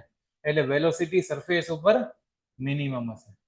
સરફેસ એટલે સરફેસ લોકોથી બે વસ્તુ સમજે સરફેસમાં. સરફેસ એટલે ટોપ સરફેસ પણ સમજતા હોય. આપણે અહીંયા ચોખવટ કરવા માટે લખીએ surface of contact.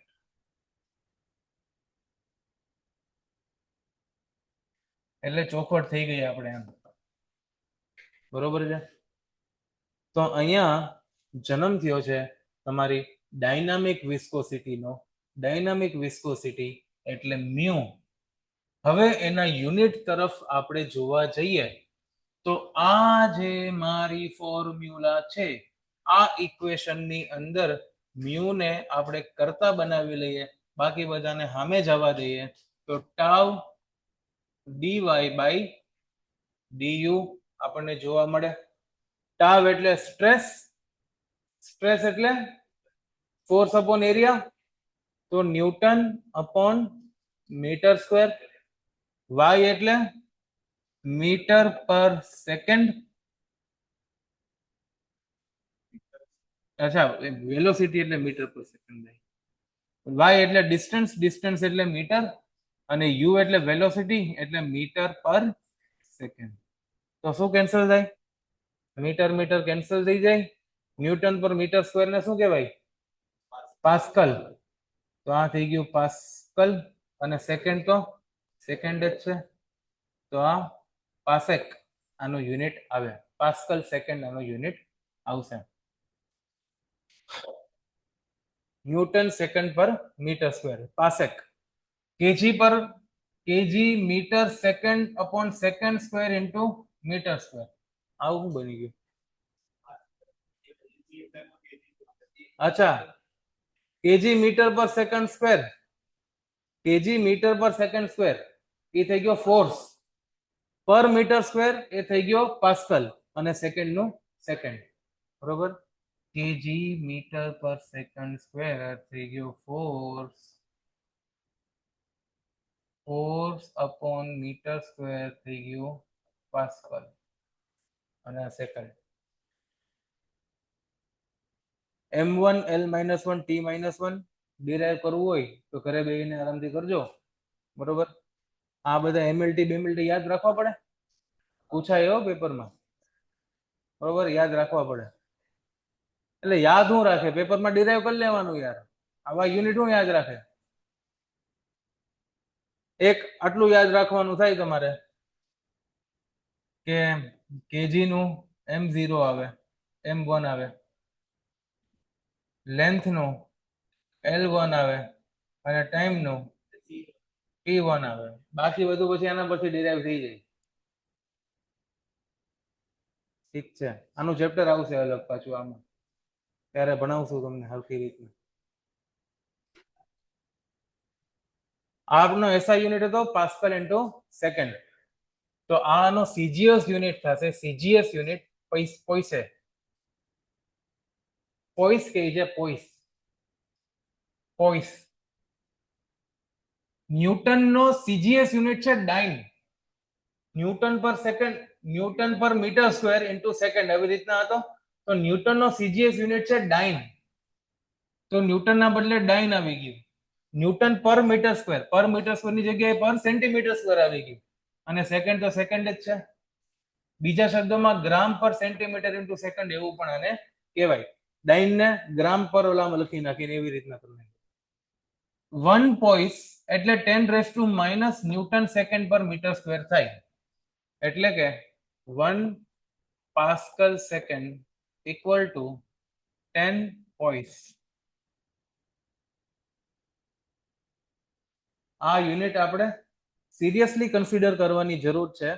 Seriously consider કરવાની જરૂર એટલા માટે છે કેમ કે આપણને ન્યુમેરિકલની અંદર પોઈસમાં વેલ્યુ આપેલી હોય છે. બરોબર. ન્યુમેરિકલ તમે કરશો એમાં પોઈસમાં વેલ્યુ આપેલી હશે. ન્યુમેરિકલ ફ્લુઇડ મિકેનિક્સમાં પૂછાય છે ઘણા બધા. અમારા વખતેના પેપરમાં આના નકરા ન્યુમેરિકલ જ પૂછ્યા હતા. યુવા તો હતી જ નહીં ત્યારે. ઈએસસી માંથી પૂછ્યા હતા, એસ માંથી પૂછ્યા હતા. તો આ તમારે પોઈસ જે છે એ ખાસ કામનું યુનિટ તમારા માટે થઈ જાય છે. બરોબર. રમાડે યુનિટ કન્વર્ઝનમાં. એક્ઝામમાં ન્યુમેરિકલ પૂછાય યુનિટ કન્વર્ઝનમાં જ રમાડે. ક્વેશ્ચન સિમ્પલ હોય તો યુનિટ કન્વર્ઝન અઘરા હોય, અને ક્વેશ્ચન અઘરો હોય તો યુનિટ કન્વર્ઝન સિમ્પલ હોય. બે અઘરા હોય તો એમાં ઈ ટીક કરવાનો થાય, કેમ કે ટાઈમ એટલો માગી લઈ. જો સેન્ટી લાગે, સેન્ટી નો મતલબ 10⁻². બરોબર. એટલે 1 સેન્ટી પોઈસ એટલે 10⁻² પોઈસ, અને 10⁻³ પાસેક. બરોબર. તો આવું બધું છે. વોટરની વિસ્કોસિટી યાદ રાખશું. આ આંકડાકીય માહિતી આમ તો યાદ ના રખાય, પણ અમુક આંકડાકીય માહિતી યાદ રાખવી જોઈએ. પાણીની વિસ્કોસિટી 20°C પર 1.002 સેન્ટીપોઈસ થાય, એટલે કે 10⁻³ પાસેક થાય. અને એરની વિસ્કોસિટી 0.0183 સેન્ટીપોઈસ થાય, અને 1.8 × 10⁻⁵ પાસેક થાય. ખાસ યાદ રાખવાની વસ્તુ કે એરની અને વોટરની ડાયનામિક વિસ્કોસિટી કમ્પેર કરીએ તો વોટરની વિસ્કોસિટી એરના 55 ટાઈમ્સ થશે. જેટલી વિસ્કોસિટી ઓછી વાલા મિત્રો, વિસ્કોસિટી જેટલી ઓછી એટલું ફ્લુઇડ ઇઝીલી ફ્લો કરી શકે. તમારી એર જે છે એ પાણી કરતા બહુ ઇઝીલી ફ્લો કરી શકે છે, બરોબર. પાણીને ફ્લો થવામાં વાર લાગે એરની સાપેક્ષમાં. પણ હવે તમે તેલની કમ્પેરિઝનમાં કરો તો ઓઇલ વધારે વિસ્કસ છે પાણીની કમ્પેરિઝનમાં. પાણીની કમ્પેરિઝનમાં ઓઇલ કેવું છે? વધારે વિસ્કસ છે. અને મર્ક્યુરી ફ્લો જ ના થાય મારું વારું, બહુ વાર લાગે ફ્લો થવામાં. સરફેસ ઉપર તમે ત્યાં આમાં હેલા રાખે. તમે જોયો ક્યારે મર્ક્યુરીને? યુટ્યુબમાં મર્ક્યુરી સર્ચ કરજો અને શોર્ટ્સ જોજો, એના મજા આવશે. એ ભીનું જ ના કરે સરફેસ. જેમ કે લિક્વિડ થી સરફેસ ભીનું થઈ જાય, અહીંયા હું પાણી ઢોળું તો આખું ભીનું ભીનું થઈ જાય. મર્ક્યુરી ઢોળું તો ભીનું જ ના થાય, બરોબર. એનું પણ કોન્સેપ્ટ છે વેટિંગ ફ્લુઇડ, નોન વેટિંગ ફ્લુઇડનો, બરોબર. તેની પણ ચર્ચા કરશું. પણ વિસ્કોસિટીનો ઓવરઓલ આપણે એવી રીતના માની શકીએ કે જેટલી વિસ્કોસિટી ઓછી ફ્લો થવામાં એટલું ઈઝી લાગશે, અને જેટલી વિસ્કોસિટી વધારે ફ્લો એટલો ધીમે થશે એવું તો ના કહેવાય, પણ એટલો અઘરો થાય ફ્લો થવામાં, એટલું ફ્લો થવામાં ડિફિકલ્ટી વધારે રહેશે, અને ઓલું એટલું સ્મૂધલી ફ્લો થશે, બરોબર. તો આજ માટે અહીં સુધી રાખીએ, કાલથી કન્ટિન્યુ કરીએ.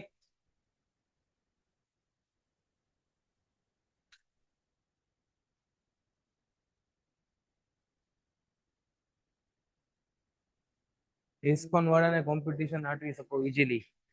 ખોલવાની જ છે, એની સામે જ બ્રાન્ચ ખોલવાની છે. એન્જિનિયર ગાંઠિયા વાળા.